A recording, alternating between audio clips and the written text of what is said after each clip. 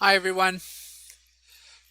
So, welcome to our stream. And what I'm going to do in this lecture or tutorial is I'm just going to go through everything that we've studied from the beginning of this semester up until now in anticipation of our upcoming test, either this Thursday for the Physics 112 people or this Friday for the Physics 102. Let me just check a few things before I continue, make sure everything's working fine. And looks like there's 5 people in the chat. Okay. All my levels look good. All right. So let's go over the topics. I think you know what they are, but it's good to start there. And then I'll just create questions as we go along. I don't have any questions prepared, but I'll just make them up as we go along. Okay. And it's going to be long, so we'll take some breaks in between. All right. So first thing is our first topic was static equilibrium, and it was very much a continuation of last semester, because last semester we had Newton's laws, which said that if there is a net force on something, then it'll start to accelerate, or if there's a net torque, then it'll start to rotate. And of course, if something is not moving at all, then the net forces must be zero and the net torques must be zero. Okay, and we use that to solve problems about what forces are acting on an object, what unknown forces are acting on an object, to make sure that it stays stable. Okay, the next topic was on elasticity, and that's what happens when you apply a force over some area of an object. Okay, up to this point in the course, that is even last semester, we just treated any extended object as rigid, but objects are not rigid, even though they may seem that. If you put enough force on them, they will eventually deform. And we only looked at small deformations, that is, deformations within the elastic limit. That is, if you apply a force, they'll deform, but then when you release the force, they restore to the same shape that they had before. If you over stress something, then it will break. Okay, we did not study that. Okay, and there were basically three equations there. They're very similar to one another. One's for a stretch or a compression, linear compression or a linear stretch. Okay, and that's the first one, and it has E for the elastic modulus or Young's modulus. Okay, there was also a shear. That's when if you have like an object and you apply a force like sideways like that. I'll show you these pictures in a second. That is a shear, and then it's the same formula, but now it's the shear modulus that you use in there, which is given the symbol G. And this one is the bulk compression. It's where the pressure is on all around it. And when you have a bulk compression, it's not delta L. It's not a change in some length. It's actually a change in the entire volume. So there's two differences here compared to the previous formulas. One is B is the bulk modulus, and you use delta V, change in the volume, not change in the length. Okay.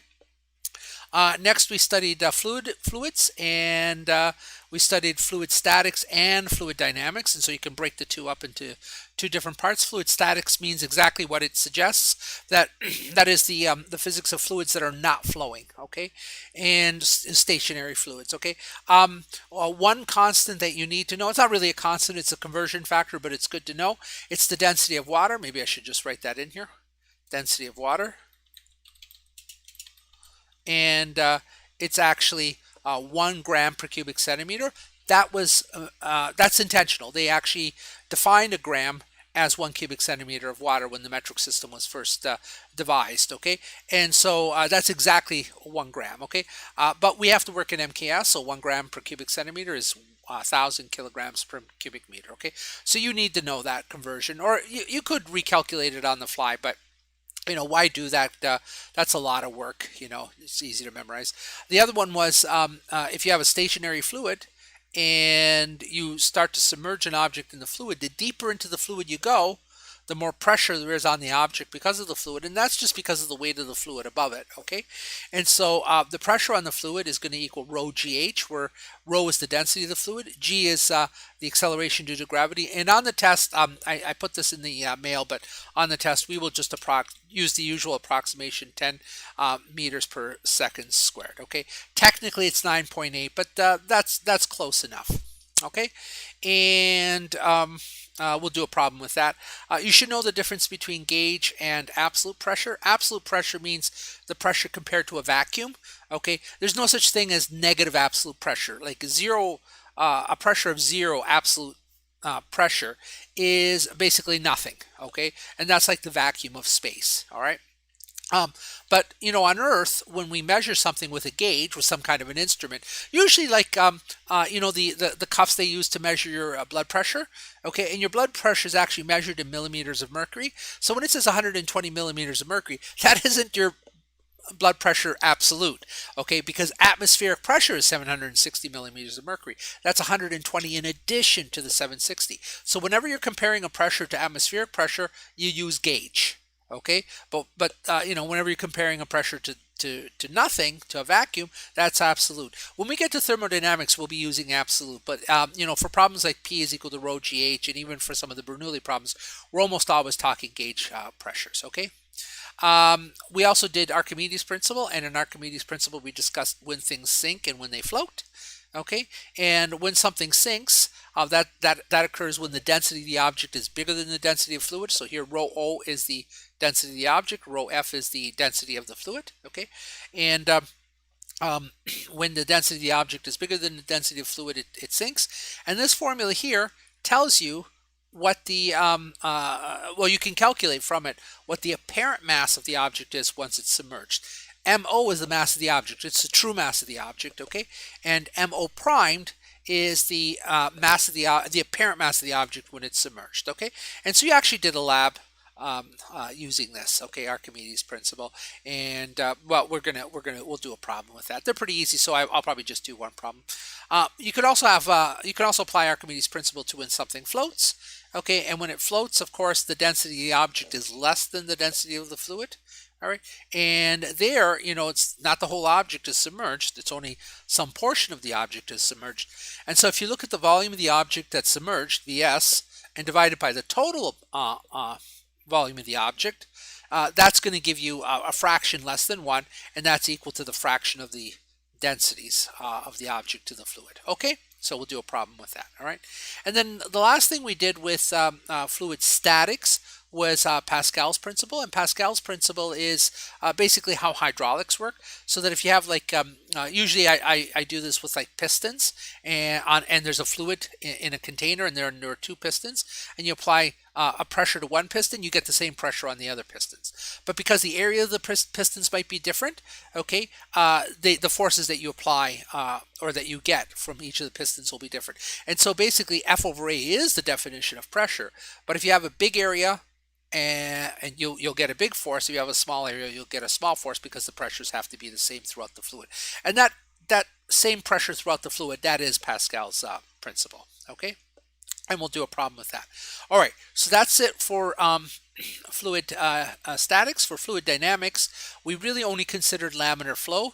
That is not turbulent. Turbulent is when you start to get a lot of vortices and all sorts of very complex motion in the fluid, and it's a very interesting topic. A lot of interesting mathematics, but it's far beyond the scope of this course. What we did was what's called laminar flow, and laminar flow is just smooth flowing of a fluid around some object or through holes or whatever. Okay, so just smooth flows, or through pipes. Okay, there are two equations. There's the continuity equation. Okay, and it basically says, as something flows through a pipe, the narrower the area gets, the faster it has to flow, and then the wider it gets, the slower it flows. Okay, and so you have these two regions, or two openings, number 1 and number 2, and you get the area at 1 multiplied by the velocity at 1 is equal to the area at 2 at velocity at 2. Okay, and that has to be so that the fluid, so that there's a conservation of matter. Okay, and then Bernoulli's equation. This is the one that's more interesting because it has more applications.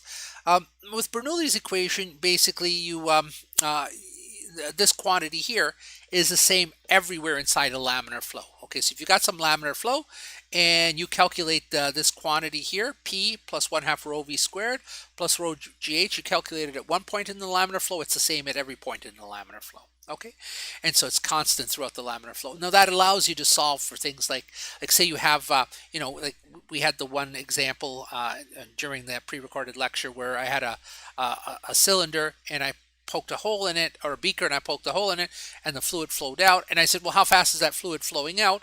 And that's V. Okay, that was the V, and you could calculate it based on using Bernoulli's by finding the value of this constant at one point and then applying it at inside the actual flowing stream. Okay, and it's actually an energy density. Okay, so there's that.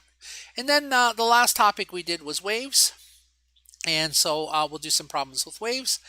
V is equal to lambda f. All right, where it's basically the wave equation which um, connects together the wavelength of a wave, that is the distance from crest to crest, okay, the wavelength, and the frequency, that is how often crests pass by you in a second. It connects both of those to the velocity, okay. Now the velocity of a wave in some medium is constant, irrespective of the lambda or frequency, okay. So you could change lambda, but you won't change v. You could change the frequency and you won't change v. And you say, well, how do I use this equation? Well, the way it works is v doesn't change, but if you change lambda, f has to change. Okay, and if you change f, then lambda has to change. Okay, so v, lambda and f are the two that change. You make one bigger, the other has to get smaller, and vice versa. V remains fixed. Okay, and so we could do an example with that, but any kind of wave, water waves, waves on a string, electromagnetic waves, that is like light in empty space, travels at 3 times 10 to the 8 meters per second. All of those velocities, they're constant, and you say, well, I'll just change the frequency. And if you change the frequency, then you get a wave of a different wavelength for each frequency. Okay. There's a formula that tells you how fast the waves are going to travel based on the nature of the material, like the details of how the material works. So this V here, that can change if you change T and mu, but those are the mechanical properties of the material, not V or not lambda or F. Okay, and so we only studied that for a string, but there's an equivalent equation even for air, for the speed of sound in air, and in really any material like surface of water or whatever. But it's not important to study for all of them, so we just studied it for a string. And for a string, the velocity is determined by two things, okay, two properties of the material, of the string. Okay, one is how much tension is in the string. The harder you pull the string, the faster the waves are gonna travel. And mu, that's the linear mass density. That's how much mass the string has per unit length. Okay, and so it's calculated as the mass divided by the length. Okay, so if you have a string of a certain length L and it has a certain mass M, M divided by L gives you mu, the linear mass density. Okay, we actually have a lab, we haven't done it yet, but we actually have a lab. It's one of my favorite labs actually, where you get guitar strings, and we're actually going to do this exact formula, and we'll use an oscilloscope to measure the waveforms. Okay, it's a fun lab. Okay, now this is true for any string, no matter how long it is, whether it's tied down at the ends or not. For standing waves, maybe I should just put here standing waves. For standing waves, you don't get any old frequency, you just get certain frequencies. The lowest frequency, or the fundamental frequency, is, we'll call it F1, and it's actually equal to the velocity of the waves in that material, say a string, divided by 2 times the length that's tied down. Now, in my problems, you got to be careful not to confuse this length, which is the length that you have of the string for purposes of calculating its linear mass density, and this capital L, which is why I gave it a different name there, and that's how much of the string is tied down. Okay, like on a guitar, the distance from the bridge to the head there, there's a certain distance. Okay, and that whatever that distance is, that's the only part of the string that vibrates. So capital L is how much of the string vibrates. It's the distance between where it's tied down. Okay, you'll get a lowest frequency, but then if you pluck the string in a particular way, you can actually get higher frequencies. The next highest frequency is just twice the lowest. The third highest is 3 times the lowest, and so on. So if you get the lowest frequency, multiply it by 2, by 3, by 4, by 5, and you'll get all the other harmonics, as they're called. Okay, we studied beating, and I hope I wasn't confusing. A few people had questions about beating, and they said, well, you had 2 equations for beating. This is the equation for beating when we hear it with the human ear, okay? The reason I mentioned what happens with an oscilloscope is because, I don't know if this will come up in our labs, but, when you measure beating in the lab, you get a different number than what you actually hear. And that's because oscilloscopes can hear phase shifts between beats and humans can't, okay? But as far as, let's just stick to human hearing. If you've got 2 notes, okay, and like on a guitar string or whatever, and you play one at one frequency and you play the other one at a nearby frequency but not the same, you don't hear the two notes separately. The two notes kind of mix together into a mishmash. And what you hear is a note, but this note goes loud and soft, loud and soft, loud and soft over time.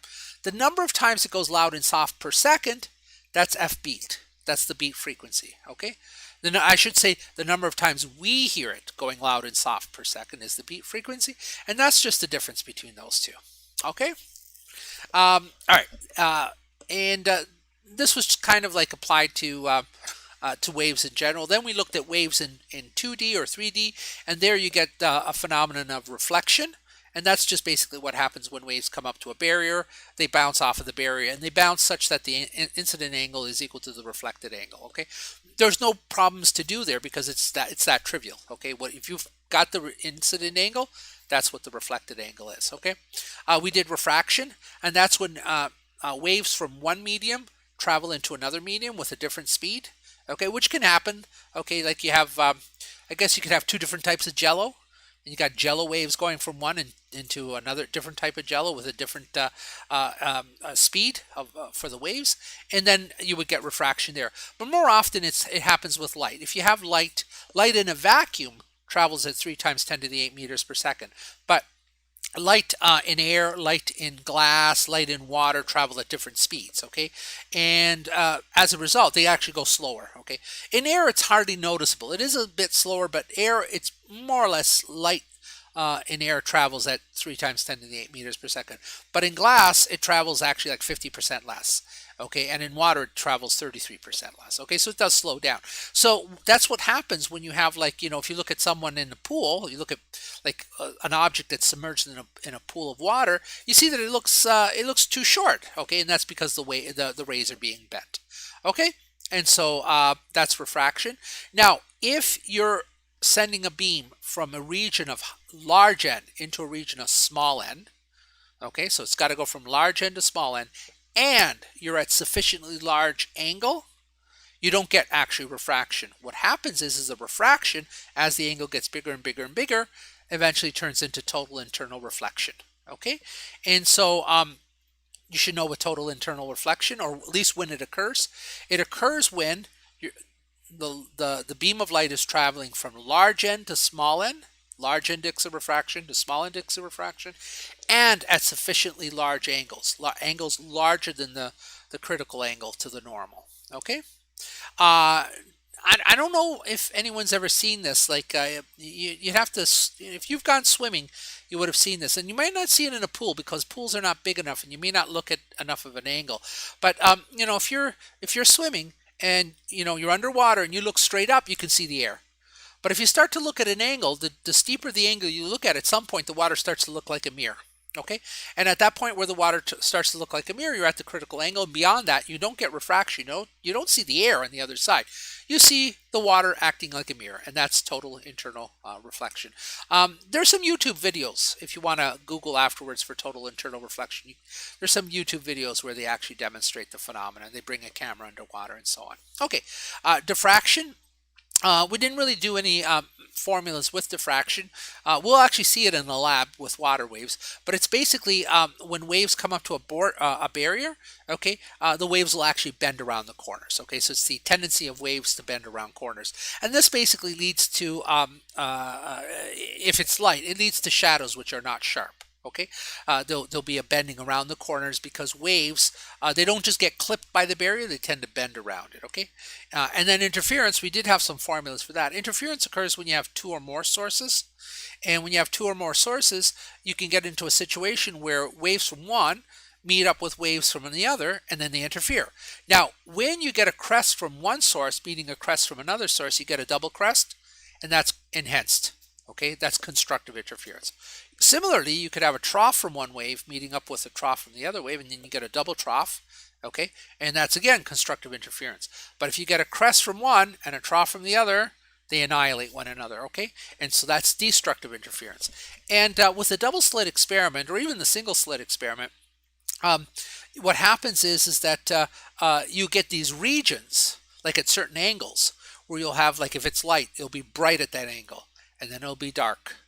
Okay, then it'll be bright and dark, bright, dark, bright. Okay, and what's happening in the dark regions is that that's a region where destructive interference is happening all the time. Okay, so destructive interference corresponds to dark, constructive interference corresponds to light.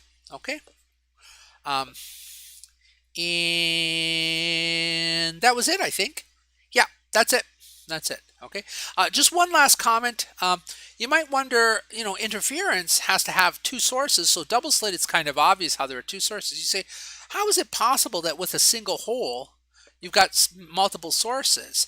And that's a little bit subtle, but actually, if you think of it as a large hole, okay, or a large slit, it turns out that every point along the large slit acts like its own source, okay? And so you could think of, the light coming from say the right side of the hole interferes with the light coming from the left side of the hole, and that leads to just the interference pattern that you get with a single slit. Okay, so it can happen with both of those. All right, let me just take a look in the chat here. 7 people, and all right, let's start doing problems. Let's start doing problems. Okay, so back over here, our first topic was excuse me, static equilibrium. Okay, and so I didn't actually write out a problem. I have a picture for it. Let's take a look at the picture. Okay, and so what you're seeing here in this picture is basically a lever, and levers are very important in the study of static equilibrium because especially if you're like in ESS or pre-PT or whatever, or you're going to do any kind of kinesiology, like the human body's all made up of levers, okay? And so here's a lever, all right? And even that example that I did, maybe I should just quickly draw it. I'll rub it off in a second, but just to remind you, remember when we had like the wall here like this? This was the problem I did in one of my pre-recorded lectures like this. And then I had a bar out here like this. And then I had a wire like that. And I forget if I put a mass here like this, but you could put a mass there like that. You go, well, that doesn't look like a lever, okay? But it is. So this is solid in here. It is, because if you just isolate the bar, like this, okay, what do you have? You have a fulcrum over here. That's where it's attached to the wall. Okay, you have a mass over here. There's your load. Okay, and then you see the string there. The string is pulling this way, like that. Okay, so it's not exactly, like a lever where like you would push up like that. Okay, but you know what? You had it a bit of an angle like that. So even there, even something like that looks like a lever. The ladder isn't quite a lever, but even that you can think of it a bit like a lever. But anyhow, let's go back to this problem right here. So what are you looking at here? You're looking at a bar here like this. Okay, so here's a bar, and let's make the bar massless. Okay, just to make life easy. So the bar doesn't have any mass, and we have a load here, which is 50 kilograms. Okay, and we have a fulcrum here like that. Okay, this red thing is I don't know. It's supposed to be like a stick. It's supposed to be a stick, and I'm pushing up, but notice I'm not pushing straight up like that. I'm pushing at an angle, and I'm actually pushing at a 120-degree angle like that. Okay, and the only other thing I got to tell you is some distances here, and so let's make this I don't know, what should we make this? Let's make this 85 centimeters like that from here to here, and let's make this one from there to there. Let's make that 1.5. Okay, actually, I'm going to wind up,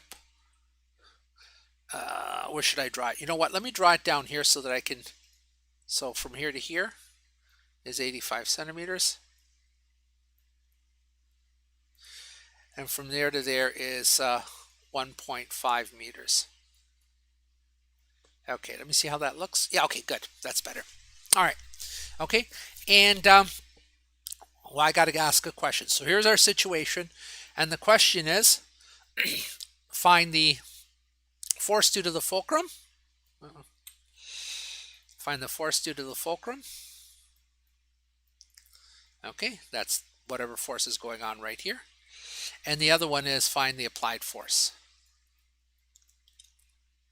Okay, like that. All right, so those are the two forces I'm asking you to find. All right, so what do you do? Well, I tried not to make this too messy, but if you have to, you might want to just redraw the bar. Okay, but I think I could draw here what's going on. Okay, and I'll use green to indicate my forces. All right, so the first thing you want to do is isolate the object that has to remain static, which is this bar here, like that. Okay, and look at all the forces that are acting on it. Identify the forces and identify where they're acting, and identify and attach the tail to the actual object that is static. Okay, so the first force you probably should start with is gravity. Okay, there it is right there. There's the force of gravity on it. Okay, and how big is it? Well, it's mg, so this is 50 kilograms, so this is going to be, Fg is going to be 500 newtons. Okay, like that. Now, let's go over to this force right here. That force, I purposely didn't put it at 90 degrees. I put it at 120 degrees because I wanted to give the problem a bit of complexity. Okay, you say, well, where is that force acting? Okay, well, you might want to draw. You might be tempted to draw the arrow like that, and that's okay. You can. Let me draw that again there like that. Okay, but for the purposes of the free body diagram, you really want to put the tail of the thing where the force is acting. So the force is acting here, and that's where you want to put the tail of it. Okay, so you can think of it. Yeah, the stick is kind of pushing up on the bar like that. But to draw it, put the tail where it's acting, and then the arrow in the direction in which it acts. So try that again, like that.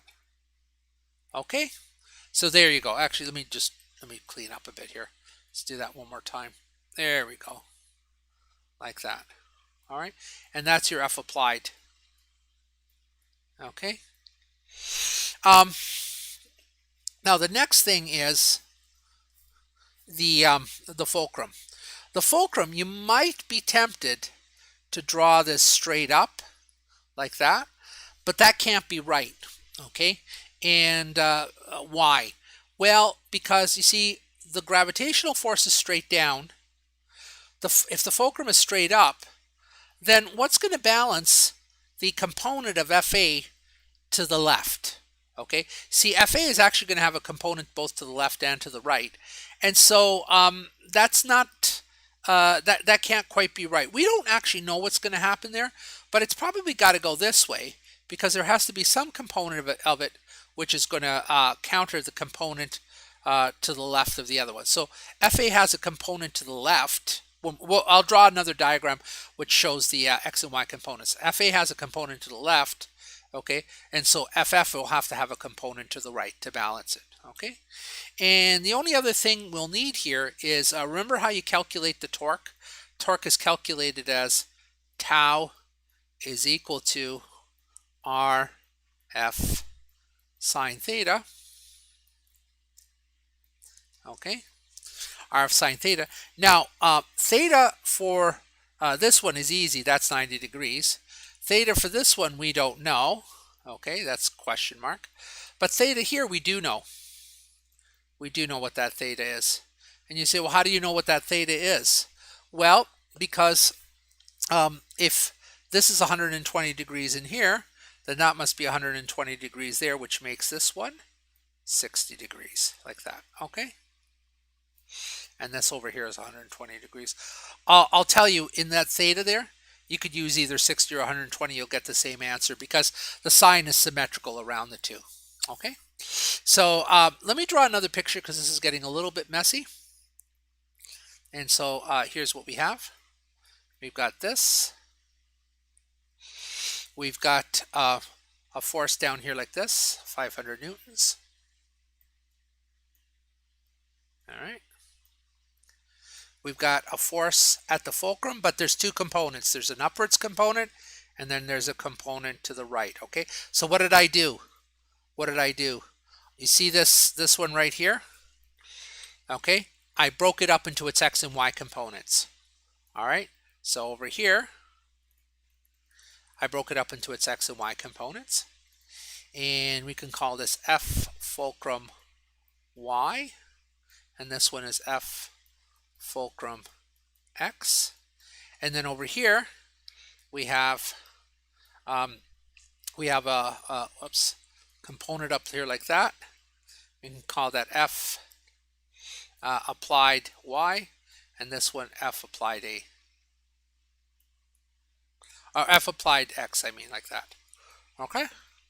And all right, so I have to switch now to my other screen, but just remember those forces. Well, actually, before we do, let's take a look here. F force of the fulcrum, y is up, force applied up, y is up.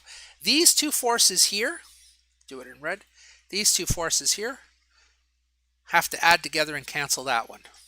Okay, so there's one equation. These two forces here, they have to cancel one another. Okay, and then finally, there's going to be the torque due to that one there, and that's got to cancel the torque due to that one there. Okay, so let's do that. Let me switch now to the other screen, and let me switch over here.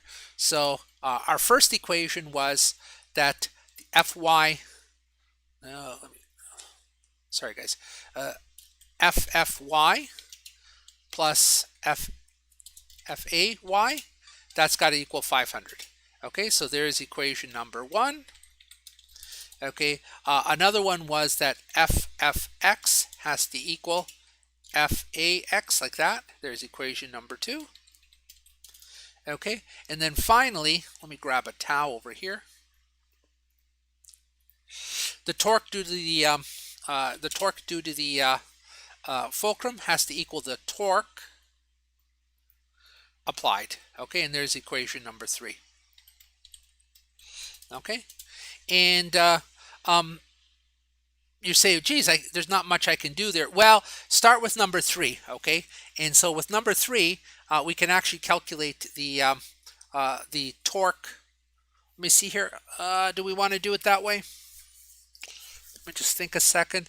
No, we actually want to put the let's go back to this diagram here. I forgot to tell you where we're going to put the fulcrum. Nope, this diagram right here. Okay, and let me switch to this. Where do we want to put the fulcrum? You could choose where to put the fulcrum, but I think the best place to put the fulcrum is right there. Not the fulcrum, I mean the axis of rotation. Okay, so if we put the axis of rotation right there, then it's actually going to be the Fg that's going to balance. It's going to be this torque here to that one, which is going to balance that torque right there. Okay, so let's switch here. It's not going to be this, it's going to be that. Okay, so the torque due to the force of gravity is equal to Rf sine, let me grab a theta, like that. Okay, and this one's easy to work out because the distance between the, better show you that diagram again, the distance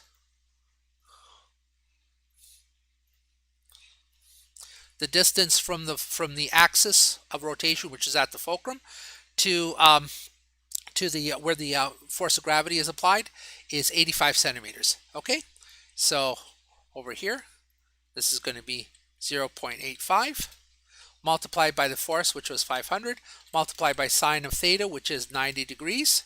Okay, and that tells us that, well, I forgot my calculator.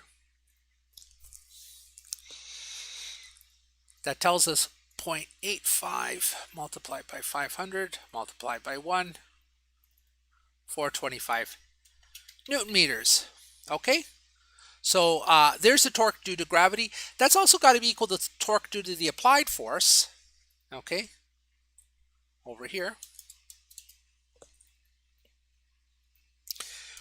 because of equation number 3. So we know that that's going to equal 425, but we want to make use of that formula again because one of the unknowns will then come out. Okay, so over here, R this time was 1.5 meters. Okay, The force, let's take a look at the force there. I'm going to show you, I wouldn't call it a little trick, but a different way to think about this problem. So if we take a look here, if we're going to calculate the torque due to FA right here, we could do this in one of two ways. The axis of rotation is right there. We can either do this distance here multiplied by FA multiplied by 60 degrees. That would work out. Or you could do this distance here, which is 1.5. This is getting really messy. Okay, multiplied by FAY, okay, and 90 degrees. Both of them will give the same. I'm gonna opt to do it this way right here, because I think it's a little bit more natural. Just to say, look, I have that distance there for R, so there's my R. For F, I have FA, okay, and for the angle here, I have 60 degrees.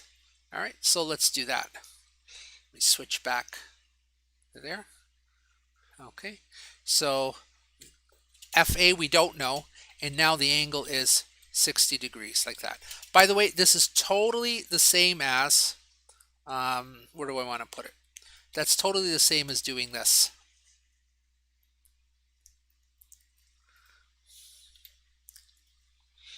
Okay, oops, 90 degrees.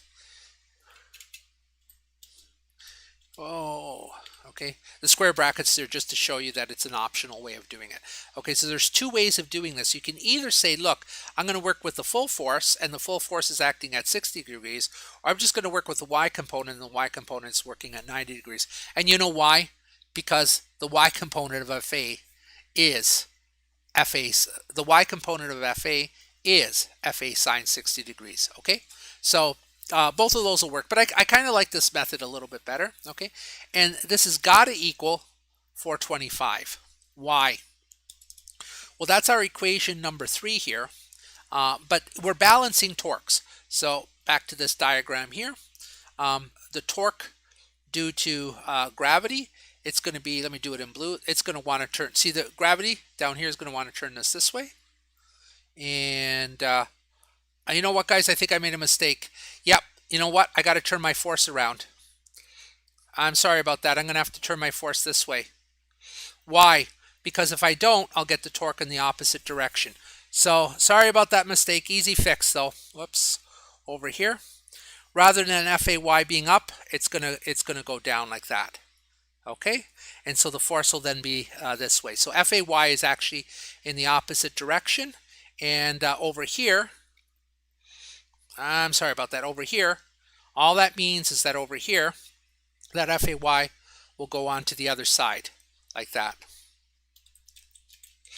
Now, if I want to fix it because I want to get it right, but I want to show you how that works. But if I hadn't done that, I would have gotten an FA that was negative, and it still would have worked out. Okay, but let me just show you the diagram again. Let me draw what I did wrong there. I'll just create another. Here's the bar. Here's the axis of rotation right there, and the fulcrum's underneath it. If this is pushing down that way, well, then I got to push down that way to balance it. Okay, I had it going up like this and that way. That's wrong. I have to have it going down and like this. Okay, and that would be fine. All right, let's continue.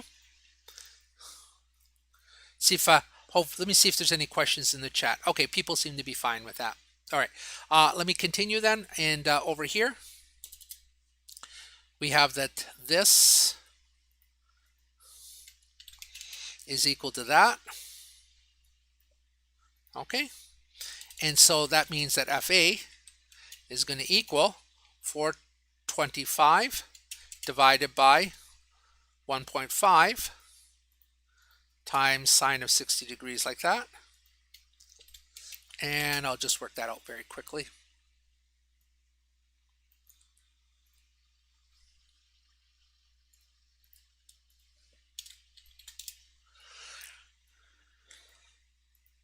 Okay, 327 newtons. All right, so that's one of our forces. All right, now this force here, That's the total. FAY, if you want that, it's going to be the y component. The y component is actually going to be this multiplied by the sine of 60 degrees, okay? And the x component, FAX, is going to be this. Let's get rid of that Newton there for a second. It's going to be this multiplied by the cosine of 60 degrees. And if we work that out,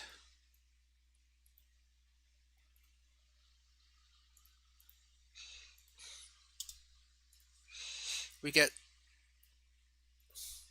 283. And if we work this one out, we will get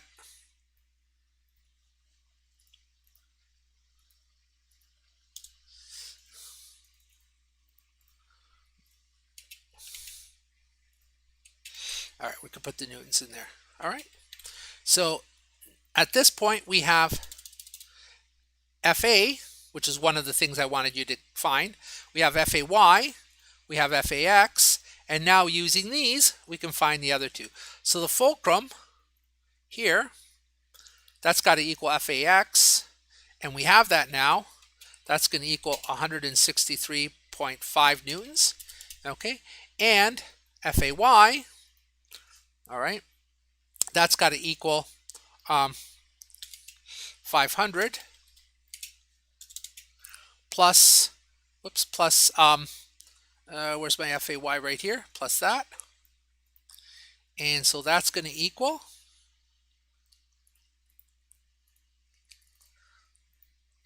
783 newtons, okay? Now, the question was, what is FA and FF? FA we now know is 327 newtons, but we don't exactly have FF, do we? We have FFX and we have FFY, and so you say, how do you get FF? FF is going to equal the square root of FFX squared plus FFY squared, like that. Okay, and so that's going to equal the square root of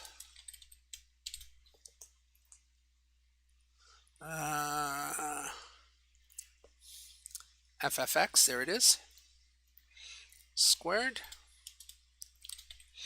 plus FFY squared, like that. And let me calculate that for you.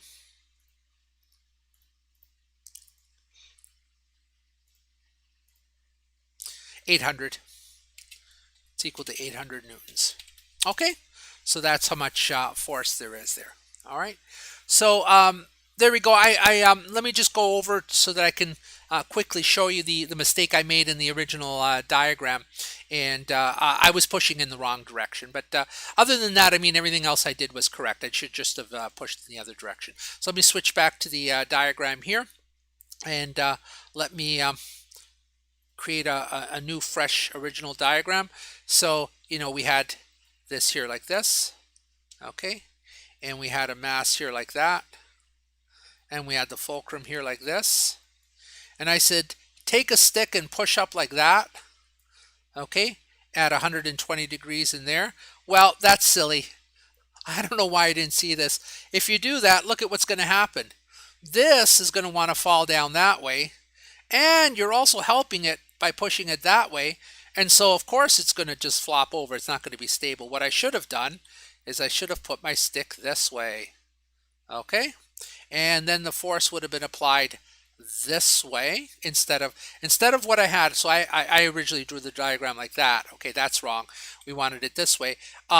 Then you would still have the fulcrum in this direction, okay, and this one in that direction, okay. Now why? Why would the fulcrum still be in that direction? Well, because this force here, let's break it into its two components. It's going to be, whoops, I went too far. It's going to be this way is one component, okay, and the other one was this component. So it was just this component that I had backwards or upside down, okay, and this one's going to be that way, and that one's going to be that way, like that, okay, and the rest of it is the same. The rest of it, so this is like FG, 500 newtons. This one would have been FFY. This one would have been FFX, like that. This one would have been F applied X, and this one is F applied Y. So everything I did was correct except that I had this one upside down, okay? But I mean, I corrected that. All right, so that ends this problem. It's a very long problem, I know, but I went through it in a lot of detail. And let me see if there's any questions. All right, there are no questions in the chat. If that's okay, I'll just go on to some of the other problems. They'll be a lot faster because they're not quite as involved as these. Okay, and the only other thing again that I'll mention is there's a couple of ways of doing the torque due to the applied force. One way of doing the torque due to the applied force is just R, which was 1.5 meters, and you could just use FA, like just use plain old FA, and then that angle there, okay, which was 60 degrees. So FA times sine of 60 degrees. Another way to do it, and I think I did this in the pre-recorded lecture, is R. By the way, R in our case was 1.5. And instead of using FA, you use FAY. But now look at FAY is at 90 degrees, not 60 degrees. And then you go sine of 90 degrees. Okay? And you go, these are exactly the same. And actually you could see why. What's sine of 90 degrees equal to? 1. So sine of 90 degrees is equal to 1. You can just get rid of it.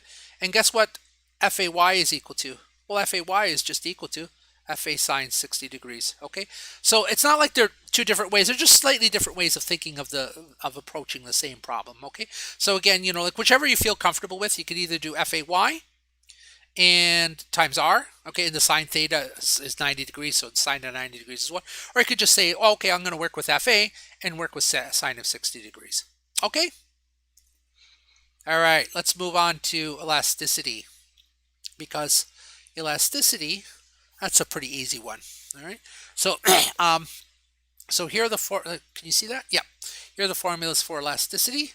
And you know what, let's do a shear, because I I think I did a stretch in my other examples. The bulk modulus one, that one you can also do. It's a little bit different. It's got volumes, but we really didn't work a lot with the different shapes. So if you did this one, I pretty much have to tell you what the changes in the volumes are. But let's work with this one. I think that's a nice problem to work with. Is we'll do a shear. Okay, so so this formula here, what does it apply to? Well, G is a shear. So what does a shear look like? All right, and let me switch to my whiteboard.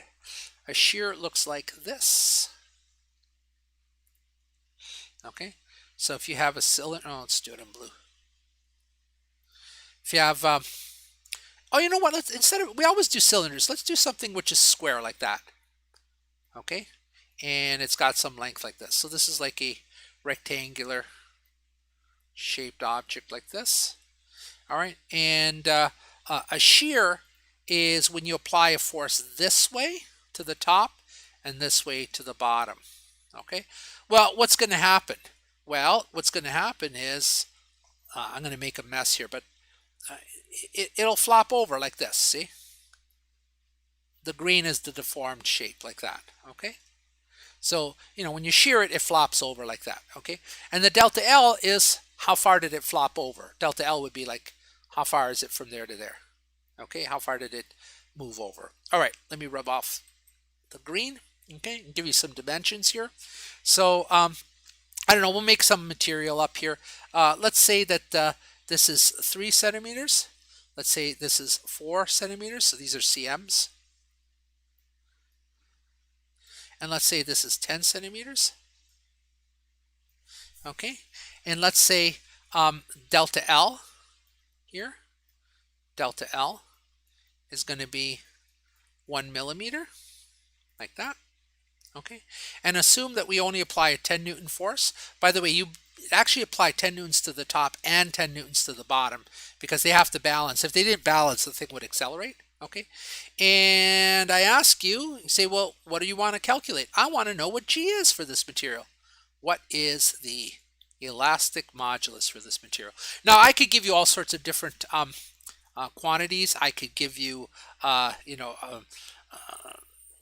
instead of I could give you G and ask you to calculate delta L, okay, things like that. But well, let's do it this. Oh, and that's not 1 meter. That should be 1 millimeter, 1 millimeter like that. Okay.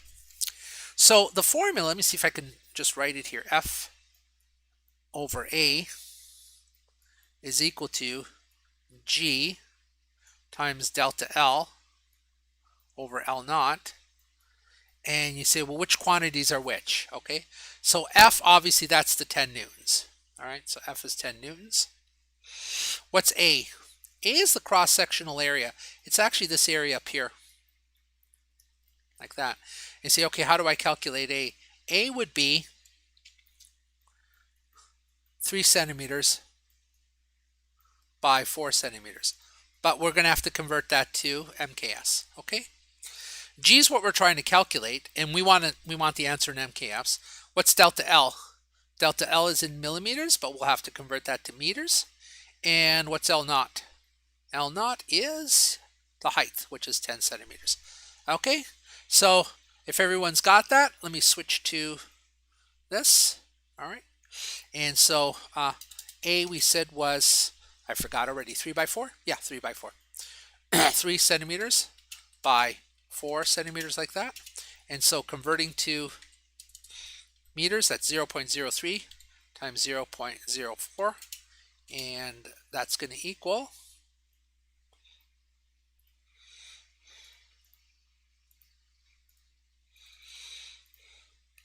meters squared. So it's an MKS. All right, and G is what we're trying to find. F we said was 10 newtons. Okay, so we've got the left hand side there. Delta L was 1 millimeter, but 1 millimeter is 0.01 a thousandth of, sorry, 0.001 meters. Okay, a thousandth of a meter. And L naught was the height, which was 10 centimeters, but in meters that's going to be 0.1 meters, like that. Okay, so now what? Well, we want to find G, so let's take this and let's actually rearrange it. We'll have that G is equal to, I guess the easiest way to do this is this, divided by that. Okay, and it'll come out in MKS, so because we're going to plug it in MKS. F is 10 newtons. A was this number right here. Okay, divided by delta L was this number right here, divided by L naught, which is 0.1. That, whoops, there we go. And what's this going to equal?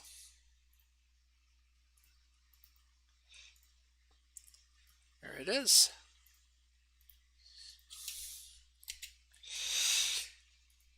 All right, oops, took out a 3 there. And if you put a comma in there just to see it, it is 83,333. What are the units? What are the units? The units, the MKS units here, are actually pascals. Okay, and so I worked that out, but if you want to take a look here, you see on this side, the delta L over L, that's dimensionless because they're both in meters, so the meters cancel out. On the other side, you have force divided by area. That's pressure. And so G is a pressure, and so the units are pascals. And so the answer, if we were to, round this off, would be 833 kilopascals, like that. Okay, so there you go. There's a problem with elasticity. Okay, I don't want to do another one. These are pretty simple. Okay, so let's go back and continue with our fluid statics. All right, so the next topic, fluid statics. There's a few problems we want to do here. One of them is the pressure that you get going down inside of a fluid. Okay, and gauge pressure. So maybe I should just quickly draw a diagram there. And so if I have, like, I don't know, a tub here like this, and there's some fluid in it like this. Okay, If we're talking absolute pressure, what's the pressure right there? Absolute would be 1 atmosphere. Okay? But gauge pressure right here, that's like your 0. So gauge would be, it's like neutral. Okay? It's like 0 pascals. All right? So if you're in the pool, on this pool of fluid here, and you're right there, you're at 0 gauge pressure. And then as you go down, your gauge pressure goes up, up, up, up, up, up, up, up, up, up, up, up, up, until you get to here. And what's the gauge pressure there? If that's a depth H, P is equal to rho GH, where rho is the density of the fluid. All right, so let's do a quick problem with that. Okay, I don't know, I don't have any densities ready right now, but P is equal to, let me grab a rho GH like that. Okay, I don't know. Let's say we have a fictitious fluid. So I don't have any densities with me, but let's say we have a fictitious fluid, and this fluid has a density of 1.75 grams per cubic centimeter. Okay, so some fluid. All right. By mixing fluids, you can easily get any density you like. Okay, so let's just say, you know, I've produced some mixture of fluids that that gives me that. Oops, you can't see that. Hold on. There we go. Now you can see it. So the density is 1.75 grams per cubic centimeter for some fluid. All right, and let's say we submerge something 50 centimeters in that fluid. Okay, I don't know why I put that so far over there, but okay, and we just submerge it 50 centimeters like that. What's the pressure? All right, so the pressure would be here, would be the density, but you don't want to do the density in this. Okay, you know what? Why am I putting it there? Let me just put it up here. There we go. Put it out of the way. So you don't want to use that. Oh, not squared, cubed. You don't want to do that. Why? Because that's not MKS. Okay? What is MKS? Kilograms per cubic meter. And how do you convert the two? Well, that's why you should have this memorized right there. Okay? 1 gram per cubic centimeter is 1,000 kilograms per cubic meter. In other words, just multiply grams by cubic centimeters by 1,000, you'll get the MKS value. Okay, so over here we want to take this and we want to multiply this by 1,000. In other words, it'll be 1,750 kilograms per meter cubed. Okay, so there we go. There's our density. The only tricky thing there is just, again, make sure that you convert that to MKS. G, we're just gonna work with 10. Okay, for the test. Again, these are approximations. If you really we're working in a lab or doing something, you should use 9.8. I think it's actually 9.82. So there's more decimals there. And we are 50 centimeters into the fluid, but you don't want to use 50 centimeters. You want to use 0.5 meters. And there's your answer. Okay. So what does that work out to? 8,750. And what are the units? Pascals. Okay. If the test is multiple choice, like all my tests, you look at this and you go, well, I don't see that number. No, probably what I would do is I would convert this to 8.75 kilopascals like that. Okay. Kilopascals are much more popular unit, although the MKS units are pascals. Okay, the reason kilopascals are a popular unit is because 1 atmosphere of pressure is like 101.3 kilopascals, 101.2, 101.3. It depends where you are, and sea level, and it also fluctuates quite a bit due to the weather. Like I've seen the pressure get up like as much as 102. And that's a nice day, or it can get dropped down to like 100 or even 99 kilopascals, and that's usually stormy weather's coming. Okay, so there you go. All right, that was pretty easy. I mean, there's nothing deep about those problems, so I don't want to linger on those. And I did describe now the difference between gauge and absolute pressure. And then the next thing we did was all three of these are really on Archimedes principle. Okay, so Archimedes principle, let me lower that a bit. There we go. Archimedes principle is what happens when you submerge an object in a fluid. Okay, and it turns out that it appears to weigh less. Okay, and this is the story where Archimedes was able to discover that a crown was made out of mostly lead rather than gold by weighing it underwater and weighing it in air. Okay, and so uh, that's where how he discovered it. Okay, the first thing is sinking versus floating. Like, when do you get a situation of sinking? When do you get a situation of floating? And basically, it's this right here. I actually have it right there. Okay, when the density of the object is bigger than the density of the fluid. You could either write it like that, or I don't know, write it like this. When the density of the object is bigger than the density of fluid, it sinks. And when the density of the object is less than the density of the fluid, it floats. Okay, and there you go. Okay, what if they're exactly equal? Then it's submarines. I don't know if there's a word for it. It just basically, the object, if you placed it in the fluid, would neither go up or down. It would just sort of sit there. Okay. So all right. Now, what if you're in a situation of an object that sinks? Okay.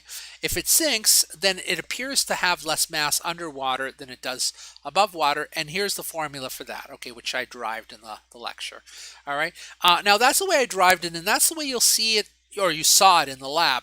But I kind of like the inverse of this for solving problems. So let me cut and paste this from here. Tell you what I mean by the inverse. And like, there's that formula. Okay, I like working with the reciprocal. Okay, so take a look here. You see how you have MO. MO, by the way, is the mass of the object. MO primed is the apparent mass of the object, or how much mass it appears to have under the fluid. RO is the density of the object, and RF is the rho F. Sorry, rho O is the density of the object. Rho F is the density of the fluid. Okay, I like flipping this, because if you flip this, then basically your numerator becomes your denominator, and same thing over here, like that. And you say, well, why do I prefer it that way? I gave it this way because I kind of wanted to make some continuity with the lab. But this is nicer, because now you can just distribute this, and you get basically, this divided by that, which is 1, minus this divided by that is equal to that. Okay, I don't know. I just find this a little bit easier to manipulate. Okay, so all right, let's do a problem with this. Okay, like they're all both like that. If that or that, they're both the same. It's just like whichever you like as your starting point. Okay, so let's do a quick little problem with this. Let's suppose we have I don't know, something that has a density of a material has a density of. Let me grab row here. Something has a density of 2.5 grams per cubic centimeter.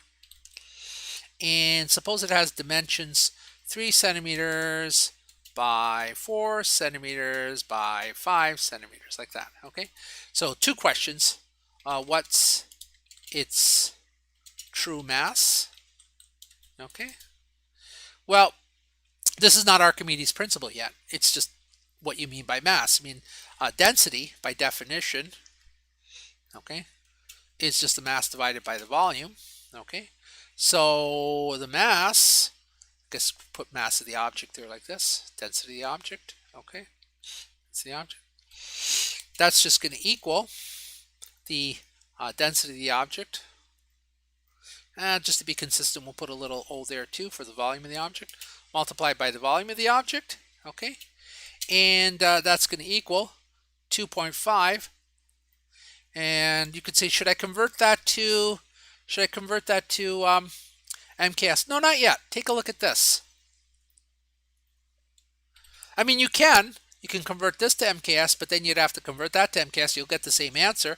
But you see here, that centimeter, there's 3 centimeters there, and there are 3 centimeters there, and they'll cancel out. So, once you get good with the units, you could see when you can get away with not converting. Okay, if you're worried about it because you feel uncomfortable, then convert that to MKS and convert those to MKS. Okay, but what does this equal? What's going to be 2.5? Let me work that out. Multiplied by 3 times Oh, 3 times 4 times 5. That turns out to be 150 grams. Okay, so there is the true mass of the object. MO is 150 grams. Okay, now what fluid do we want to submerge it in? I don't know. Let's submerge it in ethanol. Okay, because I do know the density of ethanol. So the density of the fluid is going to be 0.79 grams per cubic centimeter, like that. Okay, this is ethanol. And I'm asking for the apparent mass. So what's the apparent mass? So, you've got this material, and I think glass has a density of about that. Okay, and you submerge it in ethanol, and I want to know what its apparent mass is. Well, if we use this formula right here, okay, we know that 1 minus MO primed is unknown. Okay, the true mass of the object, we can work in 150 grams. If we work in 150 grams, then we'll get the answer in grams. Okay, is equal to the density of the fluid. Well, the density of the fluid, I told you, is this, divided by the density of the object, which is this. And take a look here carefully. Let me just separate that out a bit. Take a look. Notice you didn't have to convert that to MKS, and you don't have to convert that to MKS because the units cancel out already. Okay? And I mean, you could, but then you'd just be multiplying the numerator by 1,000 and the denominator by 1,000, and that just doesn't change anything. Okay? So the units will cancel out here because both densities are in grams per cubic centimeter, like that. All right, and what's that going to equal? 0.7. Oh, we just cut and paste.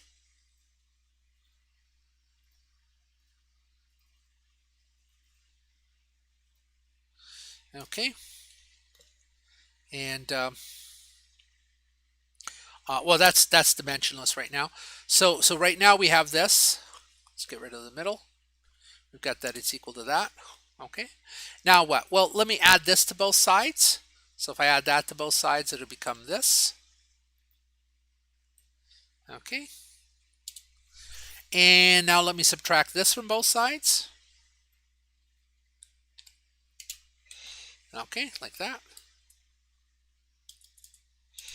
And let me simplify this. I hope I'm not going too fast. It's just some simple algebra here. Is equal to this. And then multiply both sides by 150 grams. So I'll get that MO is equal to this multiplied by 150 grams, like that. And this will give me, as an answer,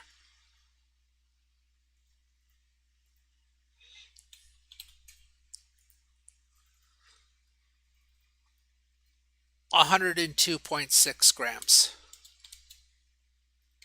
Okay, so just to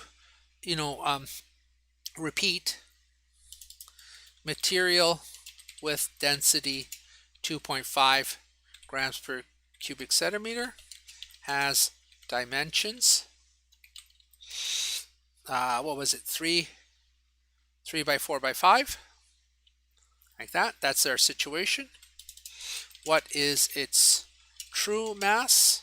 Well, that was this calculation right here. Okay, so its true mass is 150 grams. And what is its apparent mass in ethanol? Okay, and that's the one with the rho F of that. All right. By the way, I mentioned that in my email, but I'll give you any densities that you need. Okay, so what's that? And that we found to be 102.6. Okay. Ask yourself, does it make sense? Does it make sense? Well, yeah. Like its true mass is 150 grams. And when you submerge it in a fluid, and it's going to sink. Okay, how do you know it's going to sink? Well, because its density is 2.5 and the fluid is 0.79. Okay, it's going to sink, but it's going to appear to weigh less in the fluid um, than uh, in the air. Okay, so let me see if there's any questions. All right, let's go on and do a few more, and then we'll break. Um, Yeah, we'll take a break in about 5 minutes. Floating is really easy. Let's just do quickly a floating problem and then a Pascal principle problem, and then we'll take a break. Okay? People are all right with that. All right. So, what's this formula? Well, this formula says what happens when you're floating. Okay? And when you're floating, maybe a quick diagram, a quick picture will help. When you're floating, here, like suppose you're some material, okay, when you're floating, you don't completely submerge, okay? There's a part that submerges, and the volume of the part that submerges, the volume below the fluid line, we call Vs. The entire volume there, we call VO. Okay, so obviously Vs is less than VO, right? Because it's you can't have more of it below the fluid line than there is object. Okay, and so Vs, the submerged part, is less than VO. Okay, and the ratio of the submerged volume to the total volume. Maybe I should just write that in English because I think it helps. Submerged volume divided by total volume. Okay. That ratio is just the ratio of the density of the fluids. Okay. All right. So let's really simple problem. I don't know. Some object has dimensions. Oh, what the heck? 3 centimeters by 4 centimeters by 5 centimeters. Okay. Same material as same shaped object as before. Okay. And it has a density of 0.65 grams per cubic centimeter. So I think things like balsa wood or really light wood have that. And let's use alcohol again, 0.79 grams per cubic centimeter. Okay. What volume is below the fluid? Okay. Well, the first thing is that gives you the volume, the total volume. That's just going to equal this. Okay. And what's that equal to?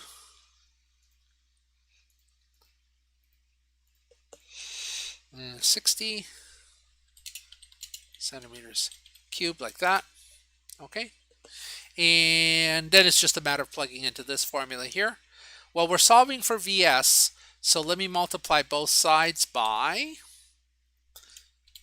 VO. Okay, so there's VO, multiply both sides by VO, and that isolates Vs. So Vs is going to equal VO, which we found to be 60 centimeters cubed. And we're in the same situation as we were last time in terms of the densities.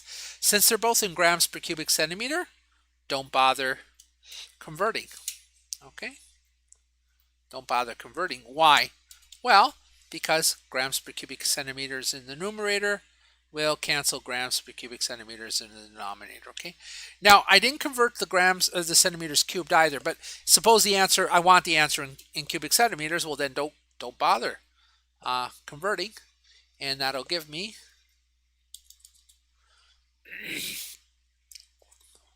49.4, rounding it off like this. 49.4 centimeters cubed below. Okay.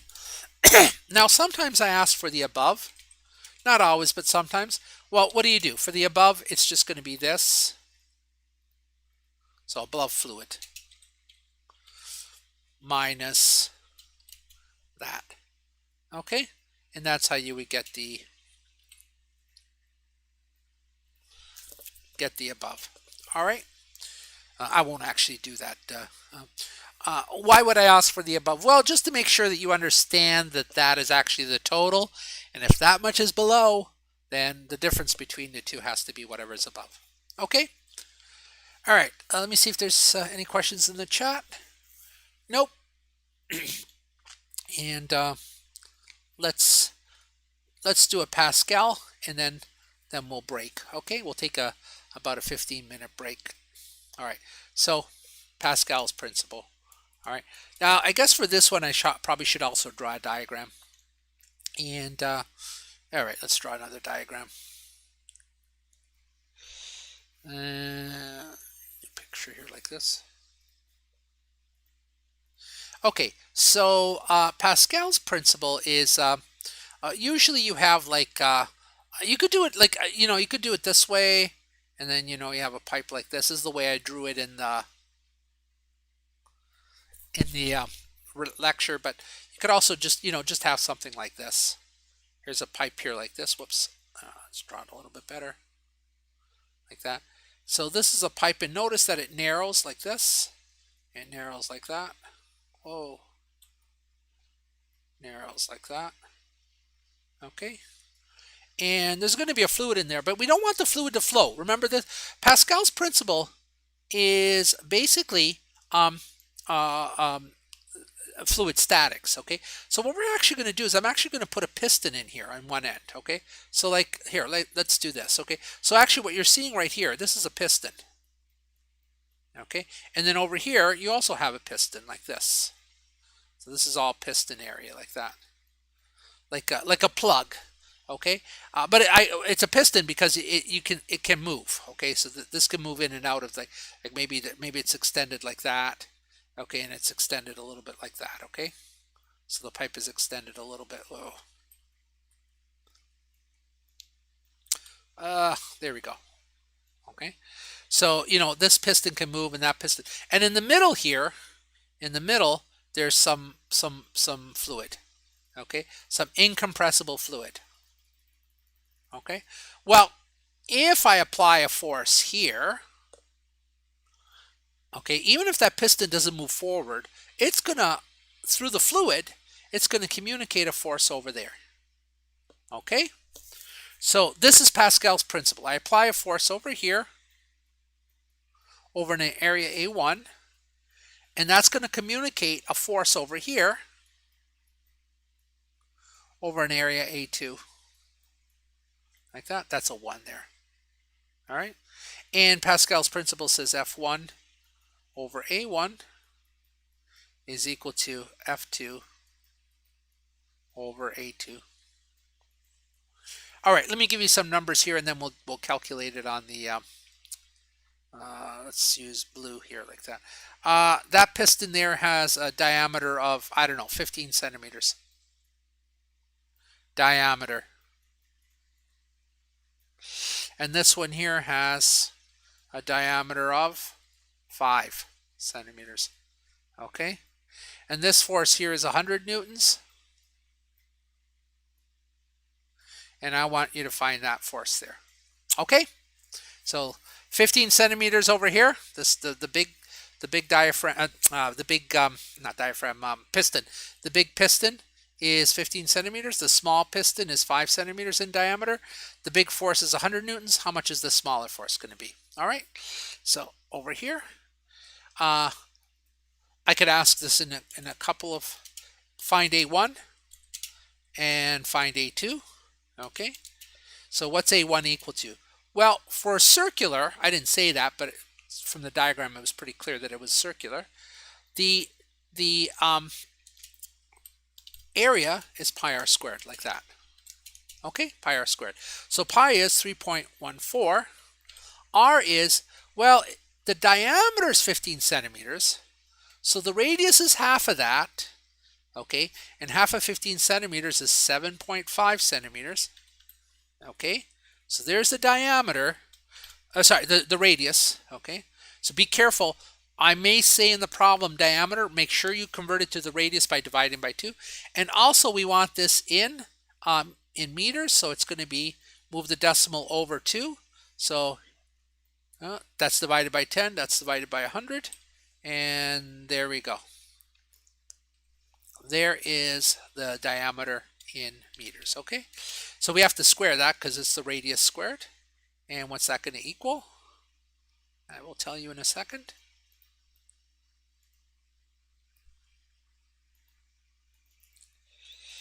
It's equal to this. And this is in meters squared. Okay. All right. What about the other one? Well, pi r squared again because it's circular. All right. And over here, pi r squared, I told you the diameter was 5 centimeters. So the radius is 2.5 centimeters. That's what we want in there. Okay. We want the radius 2.5 centimeters. Now, we want it in meters. So meters, centimeters to meters, you divide by 100. So you move the decimal there, from there to 1, 2 over, like that. And there you go. There it is in meters. Okay. And what's that equal to?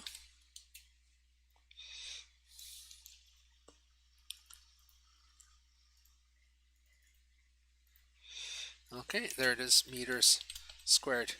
All right, great. So I could ask you to, depending on how I break the problem up, to calculate those separately, but or just calculate it directly. F1, I said was 100 newtons, like that, and F2. So I could just in the problem just say I could give you that and just ask you to calculate F2 directly. Well, if you take this, all right, and we want to isolate F2, so just multiply both sides by A2, like this. And that's going to equal F2 like that. Okay. And so what's that going to equal? Well, put that over here. A2 we found to be this number right here. F1 I said was 100. A1 we found to be this number right here.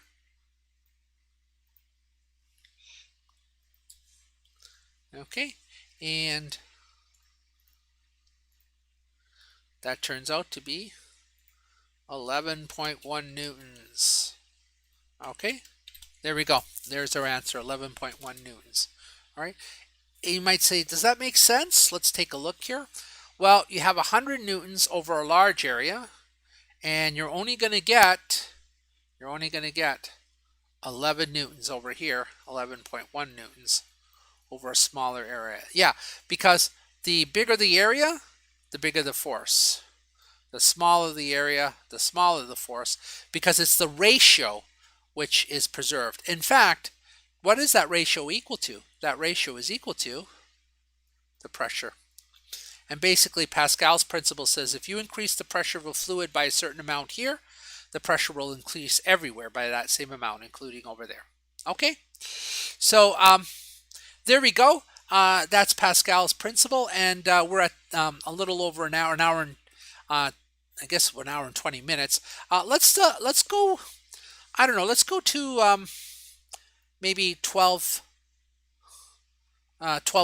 Okay, I'll start up again at 12:40, and you could take a break as well. I see some people have dropped out of the chat. That's fine. I mean, this is just a tour de force. I'm just going over everything here, and so I don't blame you for not watching it all at one sitting. But I did want to, if you wanted to see a particular problem solved, I wanted to make sure you could see it. Okay, so it's according to my clock here, it says 12:24. Let's reconvene at 12:40. Okay, so all right, I'm going to put the other splash screen on.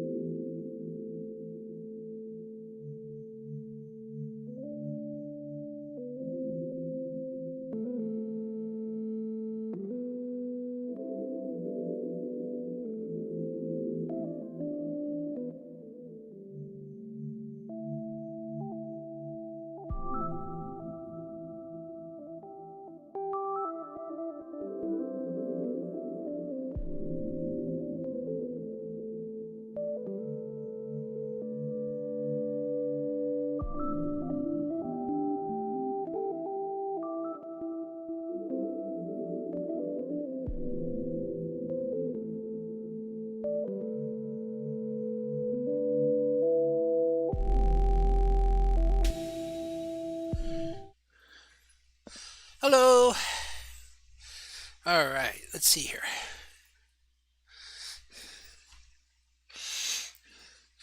Okay, all my levels look good. Well, let's start or continue, I guess. Um, all right, so we finished with fluid statics. All we have left are fluid dynamics and waves. Okay, and so let's do one example of each of the um, fluid dynamics problems. So for fluid dynamics, we have two equations. There's the continuity equation, which basically says how fast something will flow through a pipe, how fast a fluid will flow through a pipe when the cross-sectional area changes. And the other one is the Bernoulli. Okay, so for the continuity equation, we can actually just make use of this diagram again. Now I know it's kind of messy. You know what? Let me just draw another one. Doesn't take that long. Um, So, we'll use the same numbers, but I just want to draw the diagram again. So, um, imagine that you have a pipe, and the pipe narrows. Okay, like this. Oh, like this. It narrows. Okay, and like that. And it's actually open at both ends. But what we're going to do is we're going to inject a fluid in here. So now there is an actual fluid flowing in and there is fluid flowing out, okay? And this entire region is all filled with fluid like that, okay? So can you see that? Yeah, good. Okay, it's all filled with fluid, all right? Now, I think it's pretty obvious if this is an incompressible fluid that what's going to happen is that, a lot more fluid is going to be entering in this end then well, not a lot more, but the same amount of fluid enters this end has to exit that end. But you have a smaller opening, and so it has to go out that end faster than it comes in this end. Okay, and so the continuity equation, if this is A1 and that's V1 like that, and this is A2 and this is V2 like that. All right. Oh, I'm so sorry about that. I couldn't mute it in time. I sneezed. Okay, so if we have that situation, then we have that A1 V1 is equal to A2 V2. Okay, so let's use the same values of A. The diameter here is going to be a diameter of what should we make it? Let's make it a diameter of 15 centimeters. Well, it's the same as before. We said that. Okay, and the diameter here is going to be a diameter of 5 centimeters. Okay, so same numbers as before. So we don't have to recalculate A's. We can use the same A's as above. But now for the velocity going in here, let's make the velocity going in 10 centimeters per second. And you say how fast is the velocity coming out. Okay, so we want to find V2. Now, here's the thing. You should probably intuitively feel that V2 must be larger than V1. Okay, so if we get an answer where V2 is less, we know we did something wrong. All right, let's switch to the other. Okay, so the formula now is going to be A1 V1 is equal to A2 V2, like that. And we still have the same values for A1 and A1 and A2. So A1 is going to be this, and A2 is going to be that, because I made the diameters the same size on purpose. Okay, and for V1, I said that V1 was 10 meters per second. Okay, and I want you to calculate V2. So this is pretty straightforward. Okay, like that. All right, so taking that formula, let's plug in. For A1, we will plug in this number. For V1, we will plug in 10 meters per second. For A2, we will plug in this number. All right, and we want to find V2. Well, I probably should have rearranged it beforehand, but it's going to be this divided by this number right there, like that. Okay, and what's that going to work out to? 90 90 meters per second. Okay, so it will exit the smaller end at 90 meters per second. It goes in at 10 meters per second. All right, but it exits at 90 meters per second.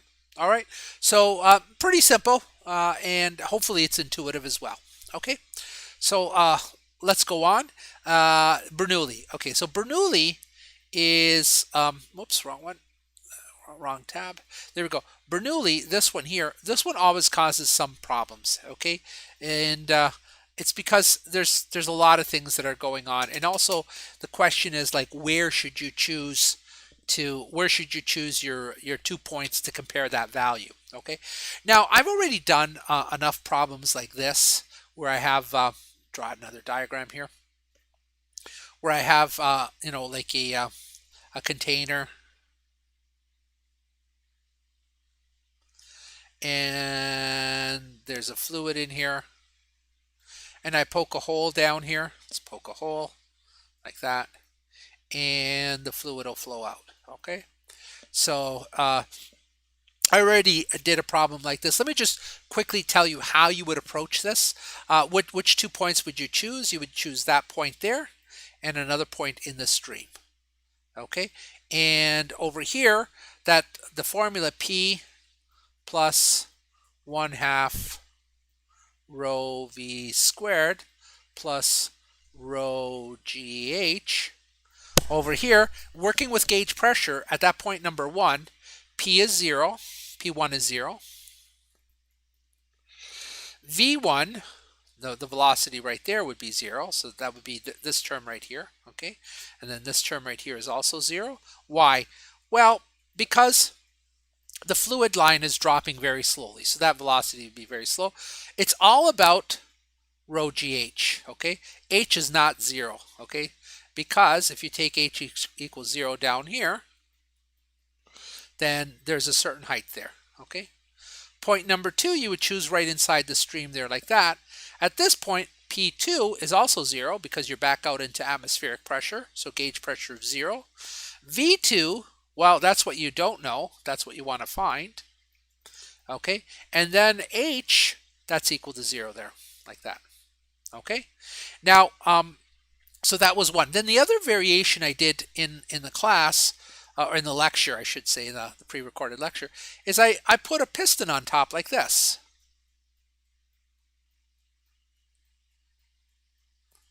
Okay, and I applied a pressure.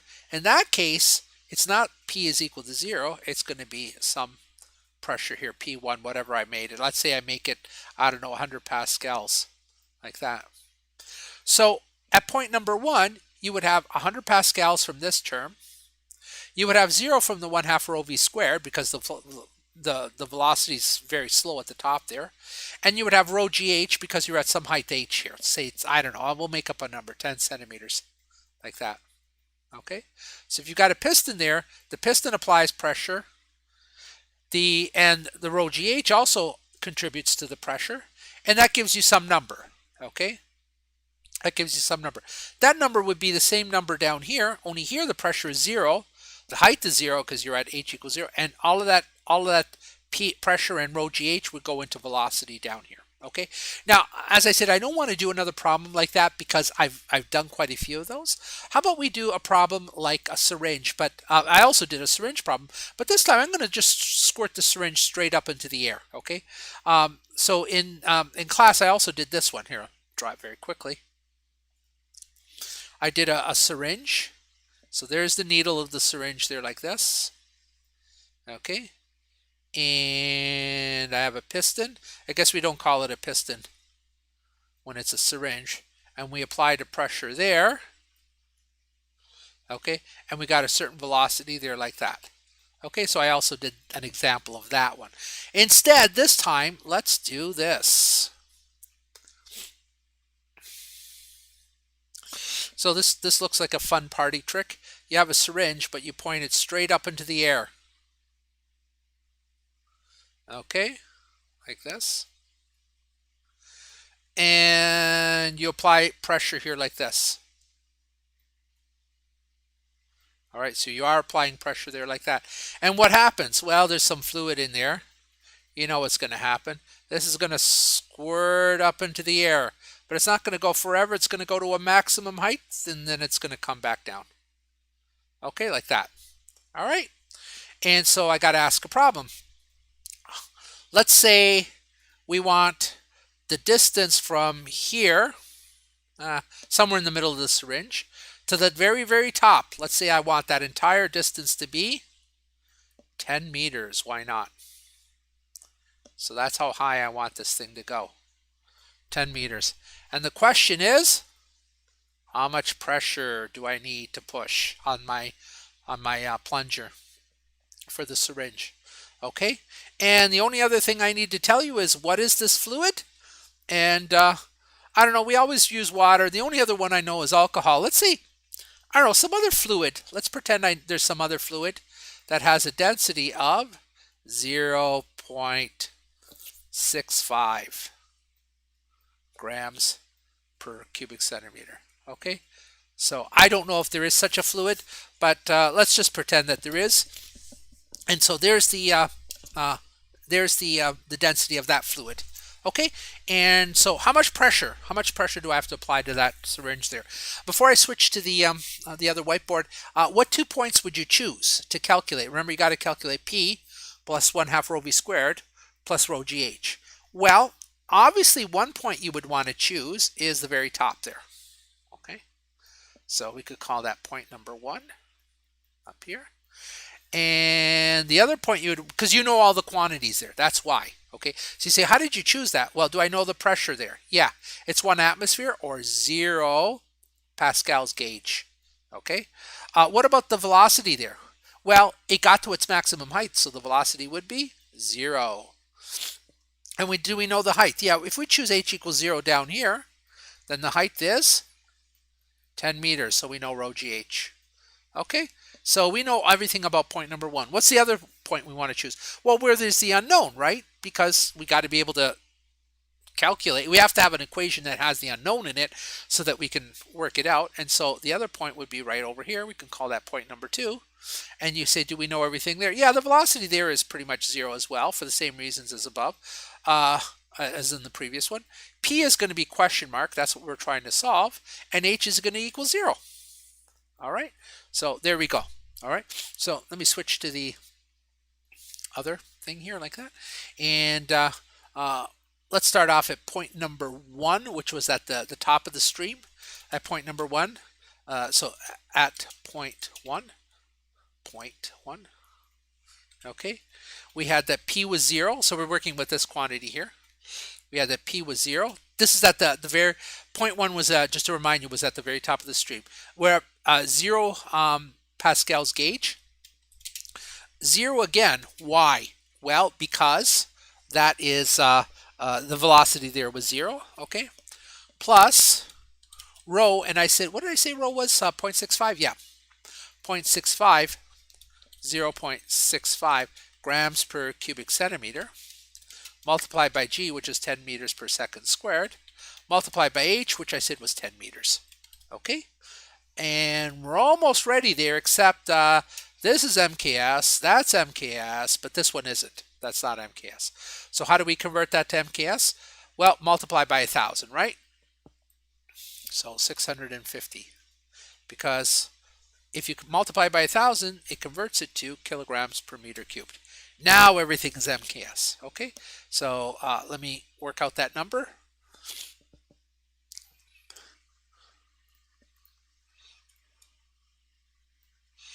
Why am I using a calculator to do such an easy calculation? That was really stupid. Okay, there we go. Okay, and that's in Pascal. So 65,000 pascals, or 65 kilopascals. Okay, that's at point 1. At point 2, remember that was inside the syringe, right behind the plunger. We don't know what that pressure is. The velocity there was 0 because the plunger's moving, but very slowly. Okay, So we'll just assume that the velocity there is negligibly small. If it isn't, I would have to tell you what the velocity is. I would say something like the plunger moves at, I don't know, 0.01 meters per second or something like that. Okay. But let's just assume that it's negligibly slow. And the height is also 0. Because why? Well, because we chose h equals 0 there. Okay. And so, great. That's just going to equal p. Now what? These two have to equal one another. And so we get that p is equal to 65 kilopascals. Okay, so if you press with 65 kilopascals, what you're going to get is you're going to get the stream of this fluid, all right, which is a less dense fluid than water. It's going to squirt up 10 meters. Okay, so there we go. There's a Pascal's principle problem. And all right, let's move on. Take a look if there's any questions in the chat there. Nope. All right. Okay. So last topic, waves. Okay. And with waves, what did we do? Well, we have this equation right here. V is equal to lambda f. We'll actually test that out in the lab. Okay. So let's do a problem with that to start with. What does it say? This basically says that lambda and f are related to one another. The velocity, remember, the velocity for a medium is fixed. Okay, so basically changing lambda changes f and vice versa, such that the product always remains the same. All right, I don't know. There's really only two velocities of waves that I carry in my head. One of them is the speed of light, times 10 to the 8 meters per second. Okay, and the other one is the speed of sound, which is 340 meters per second. Okay. I don't know. I think in the assignment I gave you one of these. Not that it matters much. Let's just do this. Let's do a problem like that. So frequency. I think middle C, like the note C on the piano, I think it's around 260 hertz. Okay, I'm not sure, but let's just say the frequency is 260 hertz. What is the wavelength? Okay, so well, let's do it. All right, and so we're talking. First, you got to identify that this is sound. Okay, so V is going to be over here. V is going to be 340 meters per second. Okay, lambda is what we want to find, and f I told you is 260 per second. Let me put the units in just so you can see meters per second. Okay, notice that you have a per second on this side and a per second on that side, so you're going to get your answer in meters, and it turns out that divided by 260, it's a little over a meter, 1.3, there it is, 1.307 meters, okay, 1 meters, rounding it off. All right, so there we go. Now, this is almost trivial. Suppose I next say we change the frequency to, I don't know, 500 hertz, like that. What changes? Okay, well, if you say that V changes, you just like plug into this equation here and you keep the lambda the same, but you change the frequency, and then V changes. That's wrong. V stays the same. Okay, it stays at 340 meters per second. What changes is you still have this, but now instead of 260, you're going to have 500 hertz. Okay, and I won't solve it, but you've got the idea. All right, so there's a simple V equals lambda f problem. What's next?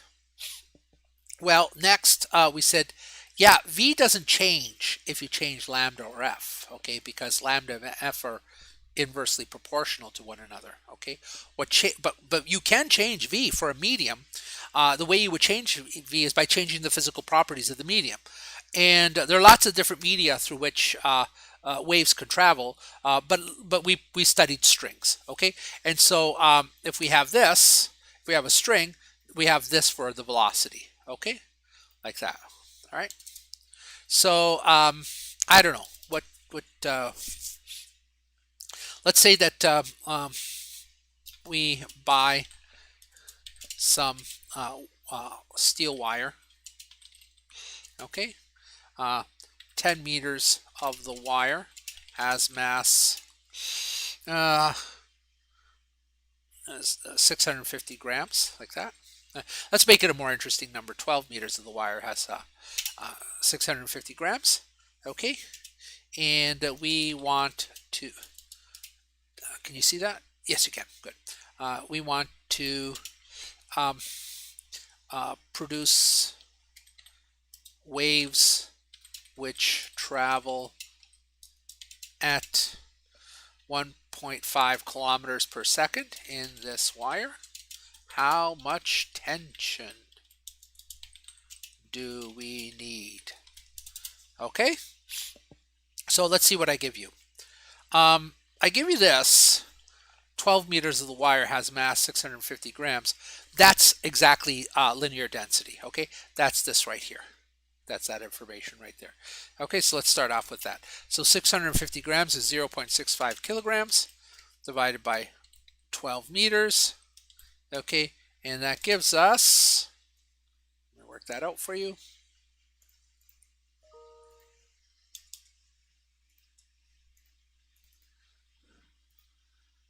Oh, what happened?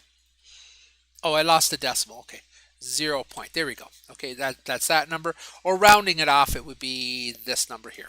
Okay, that's kilograms per meter. All right, so that's how much it weighs per unit length, per unit meter. Okay, it weighs 0.0542 kilograms per unit meter. All right, great. Now, we want the tension, okay, and I give you the velocity. So what do? Let's take this here and let's rearrange it first. Let's this is a square root, okay? So let's square both sides. If I square both sides, I get rid of the square root. Okay, I want to isolate the t, so let's multiply both sides by mu, and that would bring a mu up here. So that would be mu times v squared, like that. Okay, and mu is this number right there in MKS. V, I told you I wanted 1.5 kilometers per second, okay? But that's not MKS. A kilometer is 1,000 meters, okay? So you want to replace that by 1,000, all right? So 1.5 times 1,000 is 1,500. Whoops, 1 0 too many. There we go. There we go. Okay.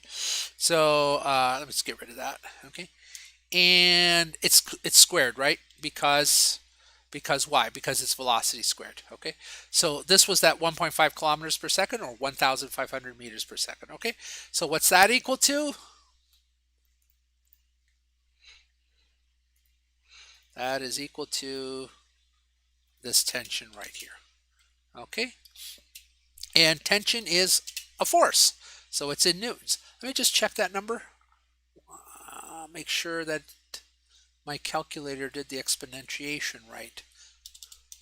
Yeah, it is correct. Okay, and I would probably write it as 122 kilonewtons. Okay, why? Well, I'll move the decimal over 3 here, like that, to where the comma is. You see where my comma is there?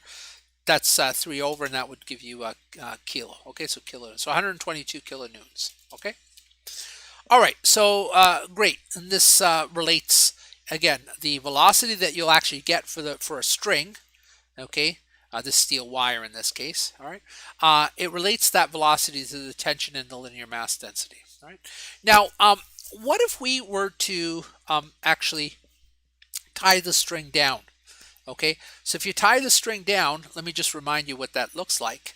If you tie the string down, what'll happen is you'll have, like, let's do it in blue. You'll have like one bridge here. This is like one end where it's stationary, and this is another end where it's stationary. Well, if you pluck it, the string can't vibrate there, and it can't vibrate there. It can only vibrate in the middle, and so you'll get that as one possibility. That's your F1. Another possibility would be And when I say possibility, it means you would actually have to pluck the string in a special way so that it doesn't vibrate there, it doesn't vibrate in the middle, and it doesn't vibrate there, and you would have this as another possibility. Okay, I missed my middle spot there, but this would be F2. And, there's a whole sequence. I won't do that. But F2 is just equal to 2 times F1. And F3, that would be the next one. It would have like 3 lobes in there. It would look like this. Okay, F3 would be 3 times F1, and so on. Okay, and the question is, how do you calculate F1? Well, F1 is just equal to velocity of the waves divided by 2 times capital L. And capital L here is the distance between the 2 points at which the string is tied down. Okay, that's what capital L is, like that. Okay, so I don't know. Suppose we want to produce the following sequence of frequencies with this wire. Okay, and what's the sequence? How about 1,000 hertz, 2,000 hertz, 3,000 hertz, etc. Okay, well, if you take a look at that, that's exactly the sequence I gave you a minute ago, with F1 equals 1,000 hertz. F2 would be 2 times F1, and that would be 2 times 1,000, obviously, which gives you the 2,000 hertz, and the 3,000 hertz, and so on. So this is your lowest frequency. Okay, that's your lowest frequency. And so F1, remember, is equal to V divided by 2 times L, like that. And we know F1, we know V, and I want to know, I guess I didn't ask a question. How much of the, let's scroll down here, how much of the string do we want to tie down? Okay, so how much of the string do we want to tie down? That's L. Okay, and so if I just rearrange this formula here, multiply both sides by 2, and I would get this. Actually multiply it by 2L, like that. All right, and then divide both sides by 2F1, like that. And there we go. We've rearranged this formula here so that we've isolated L. And what do we have here?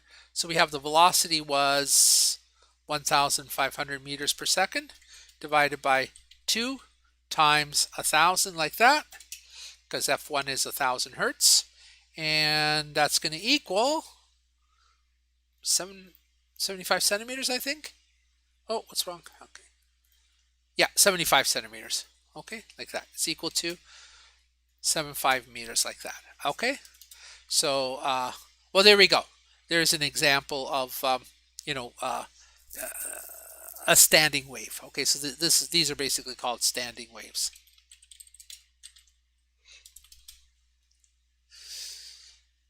All right. So let me just show you that. Okay, standing waves. Okay, so it's the sequence, it's the discrete frequencies which is indicative of standing waves. If your string was allowed to vibrate, like you might say, well, how would I ever get a tension of 122 kilonewtons? Well, I don't know, but you might make it extremely long. Like you can make L so long that practically any frequency is allowed in there. Okay, but if you have some finite length string, you're only going to have discrete frequencies. And in our case, the discrete frequencies are 1,000, 2,000, 3,000, 4,000. The word discrete just means, there's one frequency and then nothing in between, and then there's another frequency and then there's nothing in between. A continuum would be every possible frequency in between. Like you could get 1,000, 1,001, 1,002, and so on. No, you can only get 1,000, 2,000, 3,000, and so on. Okay, and by the way, we've got a lab where we'll do this with guitar strings. All right, let me see if there's any questions in the chat. All right, you guys have been pretty quiet, so I'll take that as an indication that you get what I'm doing. Okay, so we're done with the standing waves. We did this one here too, okay, where we have the lowest frequency, also known as the fundamental, and then the harmonics are the higher frequencies. Let's do beating. This is really simple, okay, and so I don't know, we have two guitar strings. This is a typical example I do. Two guitar strings, uh, one vibrating at 261 hertz and the other at 262 hertz, like that. What is the frequency of the resulting note? What is the beat frequency that we hear? And I usually say that we hear to indicate that I want the humanly audible beat frequency and not something that you would measure on an oscilloscope. Okay, now you guys haven't seen an oscilloscope in the lab yet, but you will. Okay, so how do you get the frequency of the resulting note? So the resulting note is actually the average of the two. So it would be that frequency plus that frequency. Okay, like that, divided by 2, and so that's going to be 261.5 hertz, like that. Okay, so that's what you would hear. The note you would hear. All right, it's basically a frequency in the middle of the two. All right, and what would the beat frequency be? So these lines straight up and down, now those are absolute values because it doesn't matter which order you subtract them in. Okay, and it would be just 1 hertz. So that means this is the beat, and the beat is again loud soft. Okay, so from any loud moment to the next loud moment would just be 1 second because there would be one of those loud soft beats per second. Okay, so it really isn't that much deeper than that. And again, I didn't want to confuse people with the beat frequency, like giving you two of them. Just remember that this is what we would actually hear. Okay, the oscilloscope would actually give you half a hertz, and you go, well, why? I hear 1 hertz. Why is it giving me half a hertz? And that's because it's seeing stuff that you're not seeing. All right, let's go on. What's next? Oh yeah. I don't think I need to go over these again because I already mentioned what they were. But make sure that you know what is meant by reflection, refraction, total internal reflection, diffraction, and interference. Okay, so I mentioned what they were at the beginning. I don't see a point to repeat them. Basically, I can ask a question on them where I have multiple choice, and I would say something like refraction occurs when, and then I give you a bunch of choices, okay? And you would have to pick the right one. Okay, so the law that governs refraction, though, is Snell's law, okay? And there it is, all right? And so let's just do a problem with that. Okay, Snell's law here like that. And I don't know, what should we do? Let's do water, and I'm going to make up this number, but I think it's actually correct for carbon tetrachloride. Okay, but this is a fluid which floats on water. Okay, so by the way, don't mistake the index of refraction with density. You can have a low density fluid, okay, like oil, which has maybe a higher index of refraction. I think oil has a lower index of refraction, but you can have the density and the index of refraction don't necessarily correlate. Okay, so we have this, all right, and we want to find, let's go directly for the critical angle. What is the critical angle? Okay, and draw a picture. All right, so because it's kind of an easy formula, let's just immediately show you what this critical angle is. Okay, so remember the critical angle is at angles greater than the critical angle, you don't get refraction, you get total internal reflection. Okay, so let me draw a diagram here. Lots of diagrams today. Okay, so here's the interface between the two. Okay, so the fluid is up here because it's actually less dense than water. Okay, but even though it's less dense than water, it has an index of refraction of n is equal to 2.4.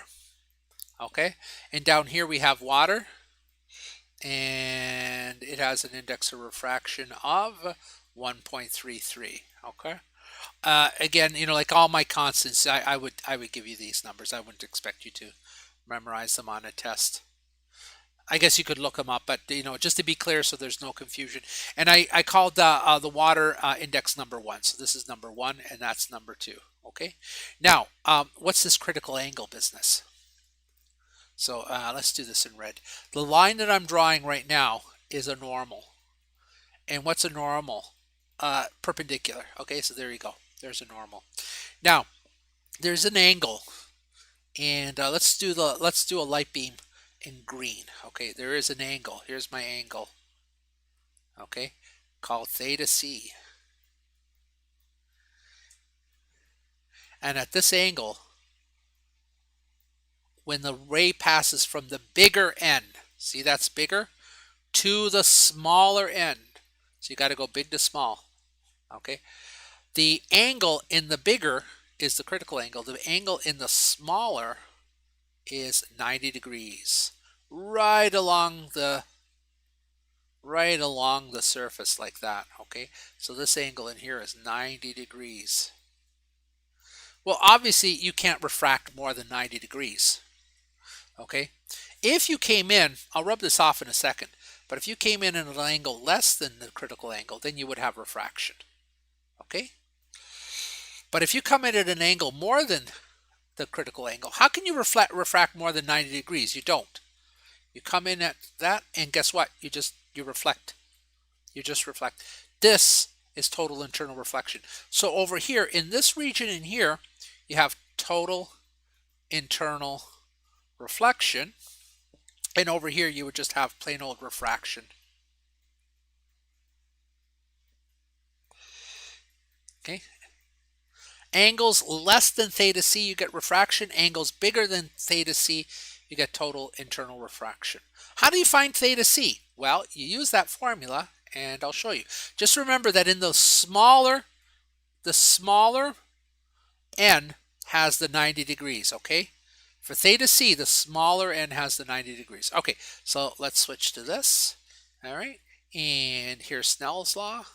All right, so N1 that we said was water, 1.33, like that. Okay, and that's the smaller end. That's where you get the 90 degrees for the critical angle. Okay, N2, this is 2.4, and theta 2, that's our critical angle, like that. Okay, so there you go. That's what we're solving. Well, sine of 90 degrees, by this point, you should know that sine of 90 degrees is 1. So this is just going to be 1.33 is equal to 2.4 times sine of theta c. Divide both sides by 2.4, and you get this. Okay, and now you say, well, now what do I do? Because the theta c is inside of there. Well, just like, we had to work with inverse tangents when we had tangents here, we have to work with the inverse sine.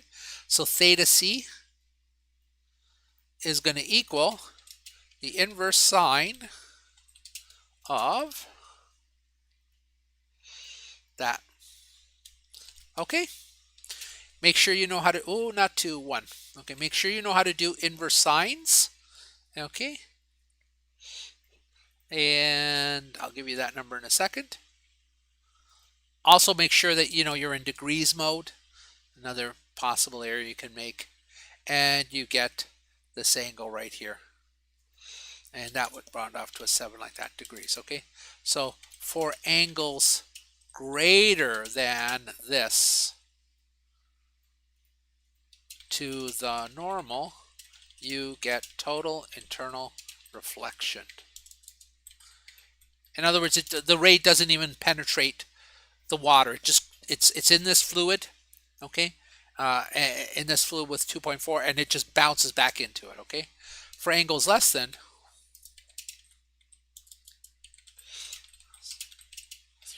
33.7 degrees to the normal, you get ordinary refraction. Okay, it cannot happen the other way. If you've got the ray going if you've got the ray coming from the water, it will always refract into the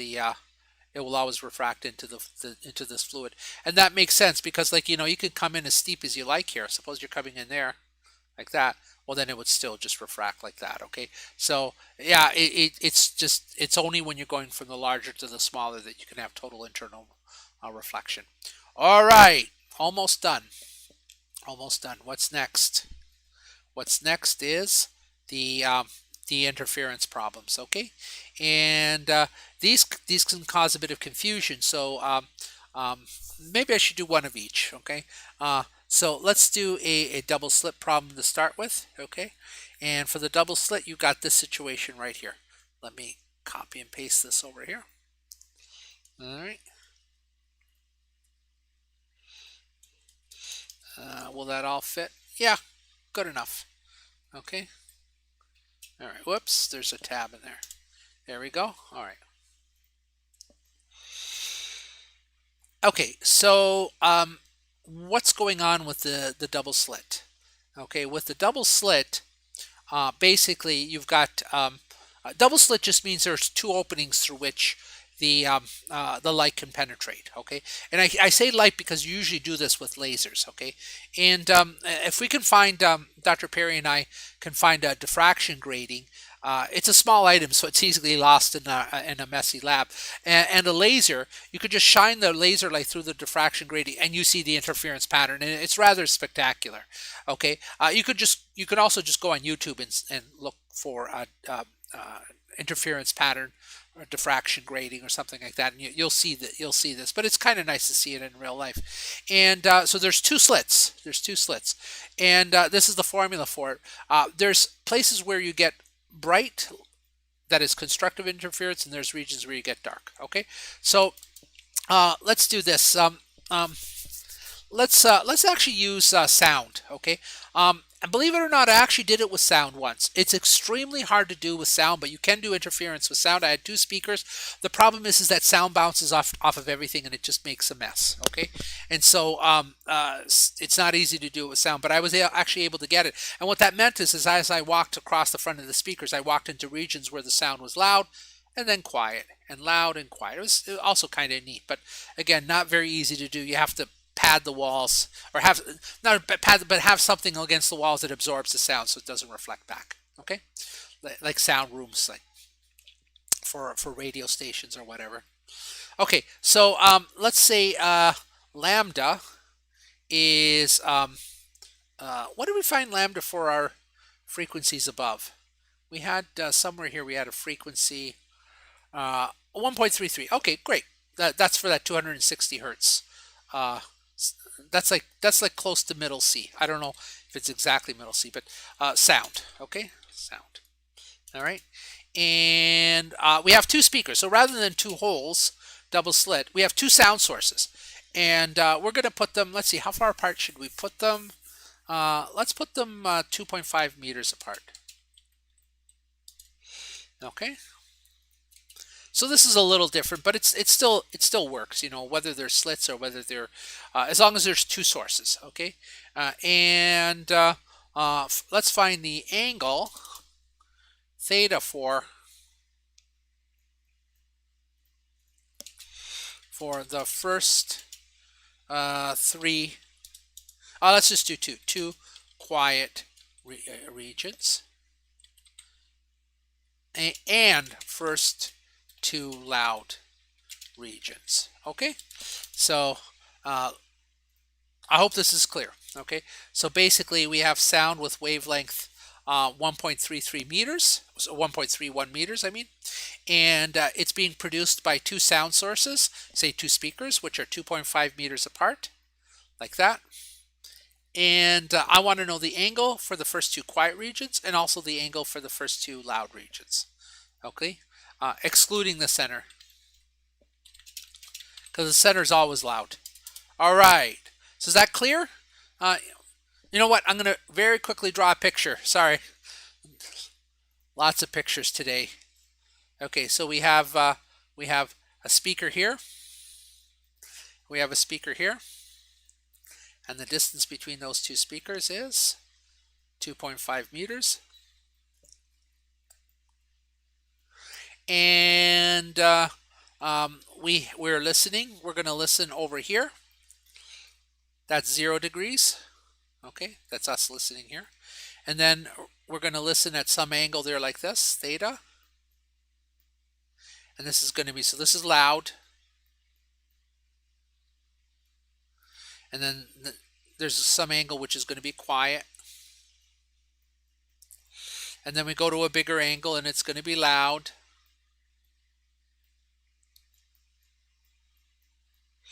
And then we go to yet a bigger angle and it's going to be quiet.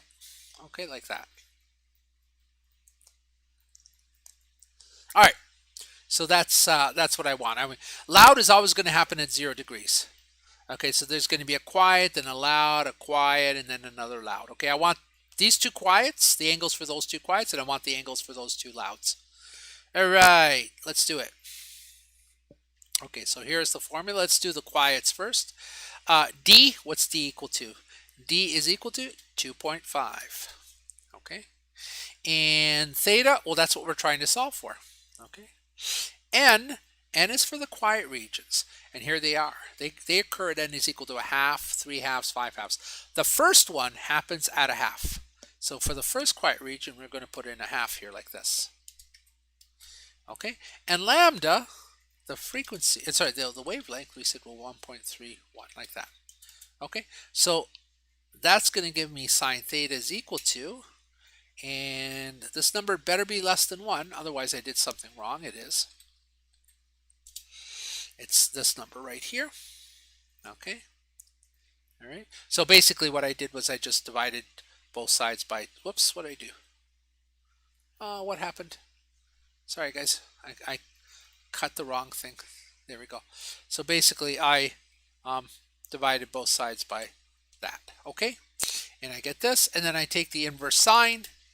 And the inverse sine is equal to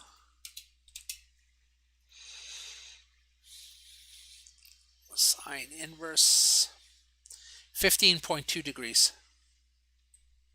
Okay, first quiet. All right.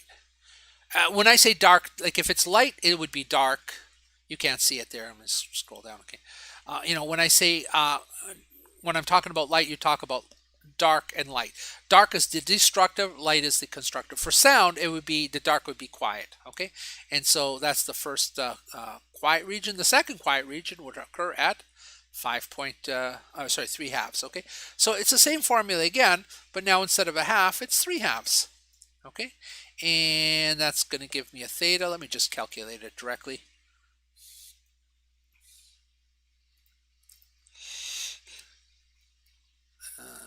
Inverse sine 50. Is that right? 3 halves. Yeah, it is. It is. 51.8 degrees. Whoops, over here. Yeah, what did I did. Okay. Okay. So there we go. There's the second quiet region. Okay. Now, what about the? I want the loud regions, the first and the first two loud regions, excluding the center. Now, the reason I said excluding the center is because this. Technically, I could put a 0 there like that for one of the bright or loud regions, but 0 is always included. Okay, so I wouldn't call that the first. I would call that maybe the middle loud, middle bright. The first bright or the first loud would be 1, the second would be 2, and so on. Okay, so that's why I said here, just to be very clear, excluding the center. Okay, so over here, there's the formula, basically plugging in the same numbers as above here. Where do I have it? Right there. Okay, but now instead of a half for the first, it would be 1. Okay, and that'll give me a theta of, let me work that out for you.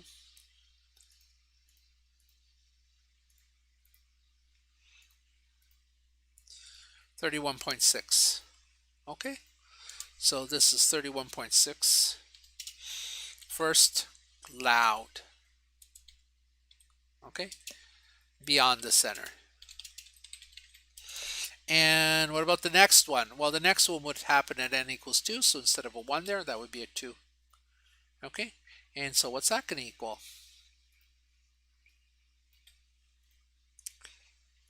Oh, there isn't one, actually. Sorry, my phone.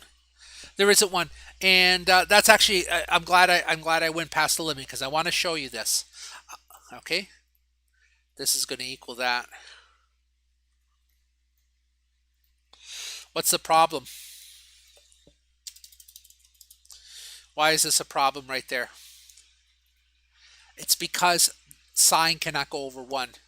And so as soon as you get over 1, you're past the limit. So it's not like the loud soft go on forever. They end at some point because you know there's only so much to 90 degrees, okay?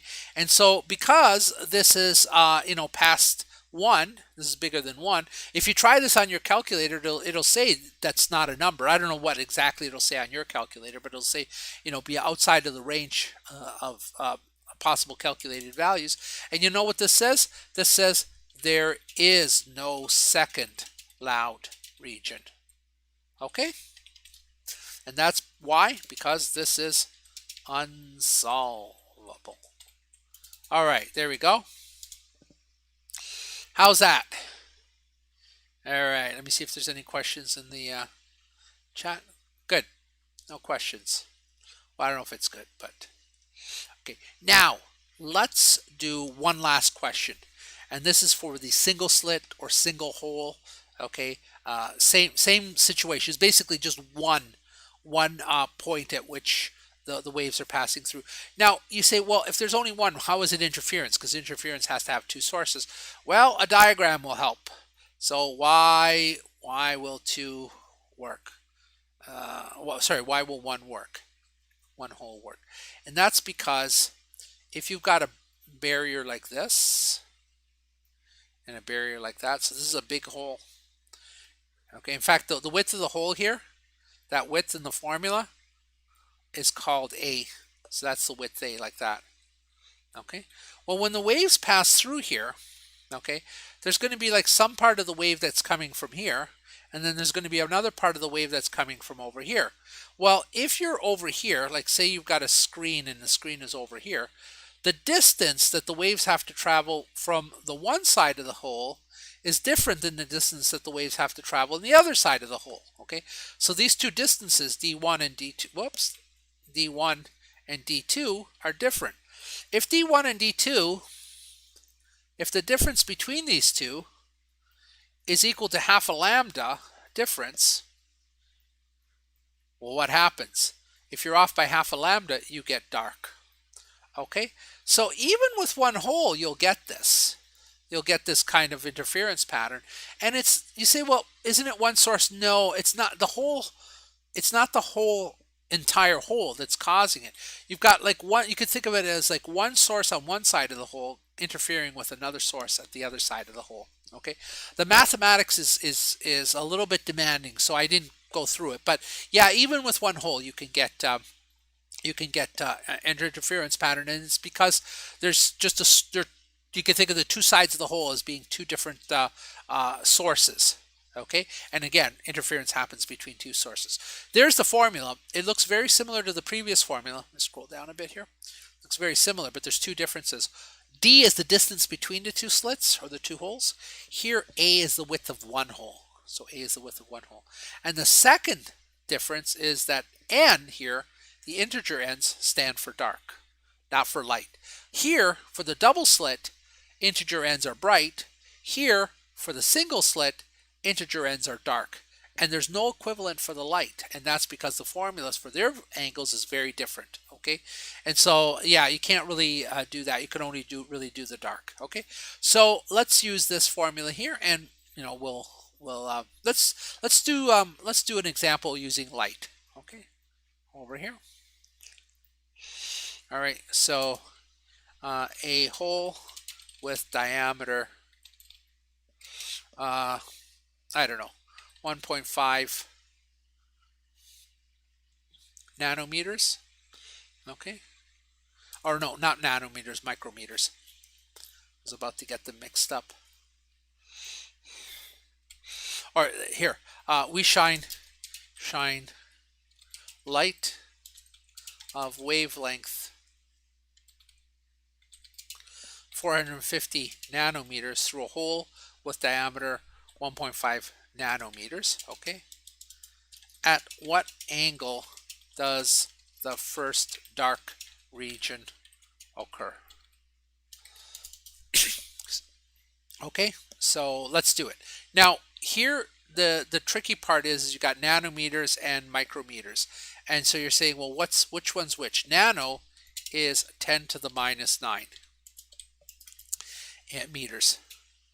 Okay, and micro is 10 to the minus 6 meters. Okay, so A is the width of the hole. I told you it's that diameter there. Okay, and so that's going to equal, in MKS units, 1.5 times 10 to the negative 6. Okay, lambda, I said, was 450 nanometers. And that's going to equal 450 times 10 to the negative 9 meters. Okay? Excuse me. All right. Now what? We want the first dark region, and the first dark region is n equals 1. Like that. And so if we plug in here, A is this. Sine theta, n is 1, and lambda is that. Okay, and we want to isolate sine theta, so we're going to get this divided by that. And let me work that out for you.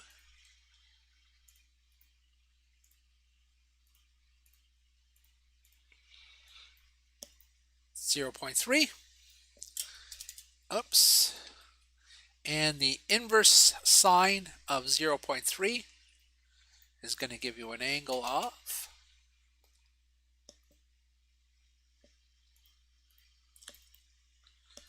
17.5 degrees, like that. Okay, rounding off. Okay, so that answers that problem. All right. So what's tricky there? Well,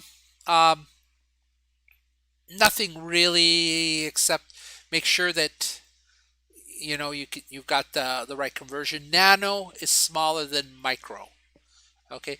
I don't know how you'd remember that, but micro is 10 to the minus 6. Nano is 10 to the minus 9.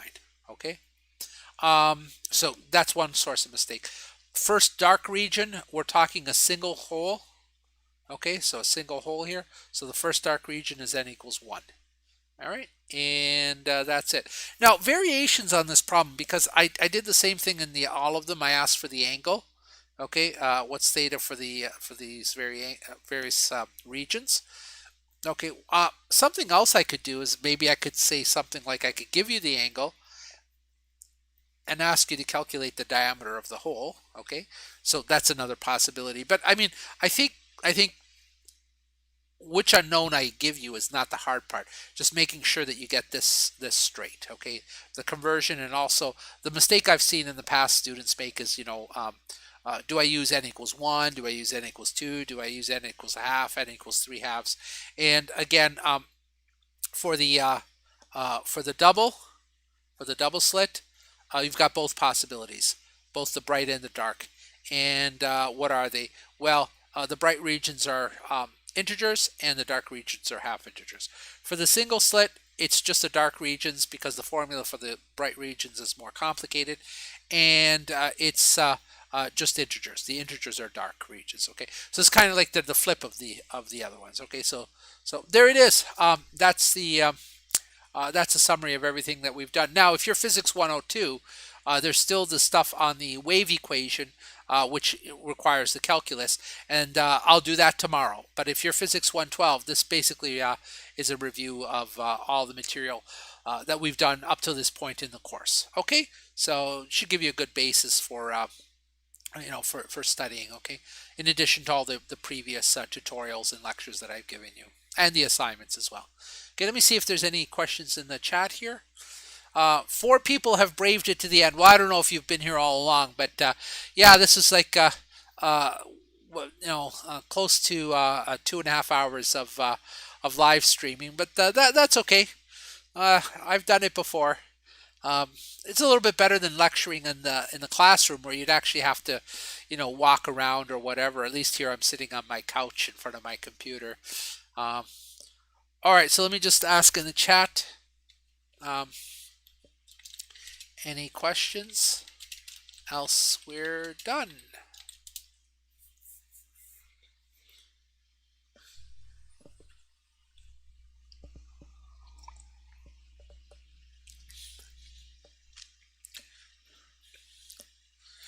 Yeah, I apologize for the little mess up at the beginning with the lever problem. I mean, it was correct. I just had I had the force going on I had the mirror image of the force.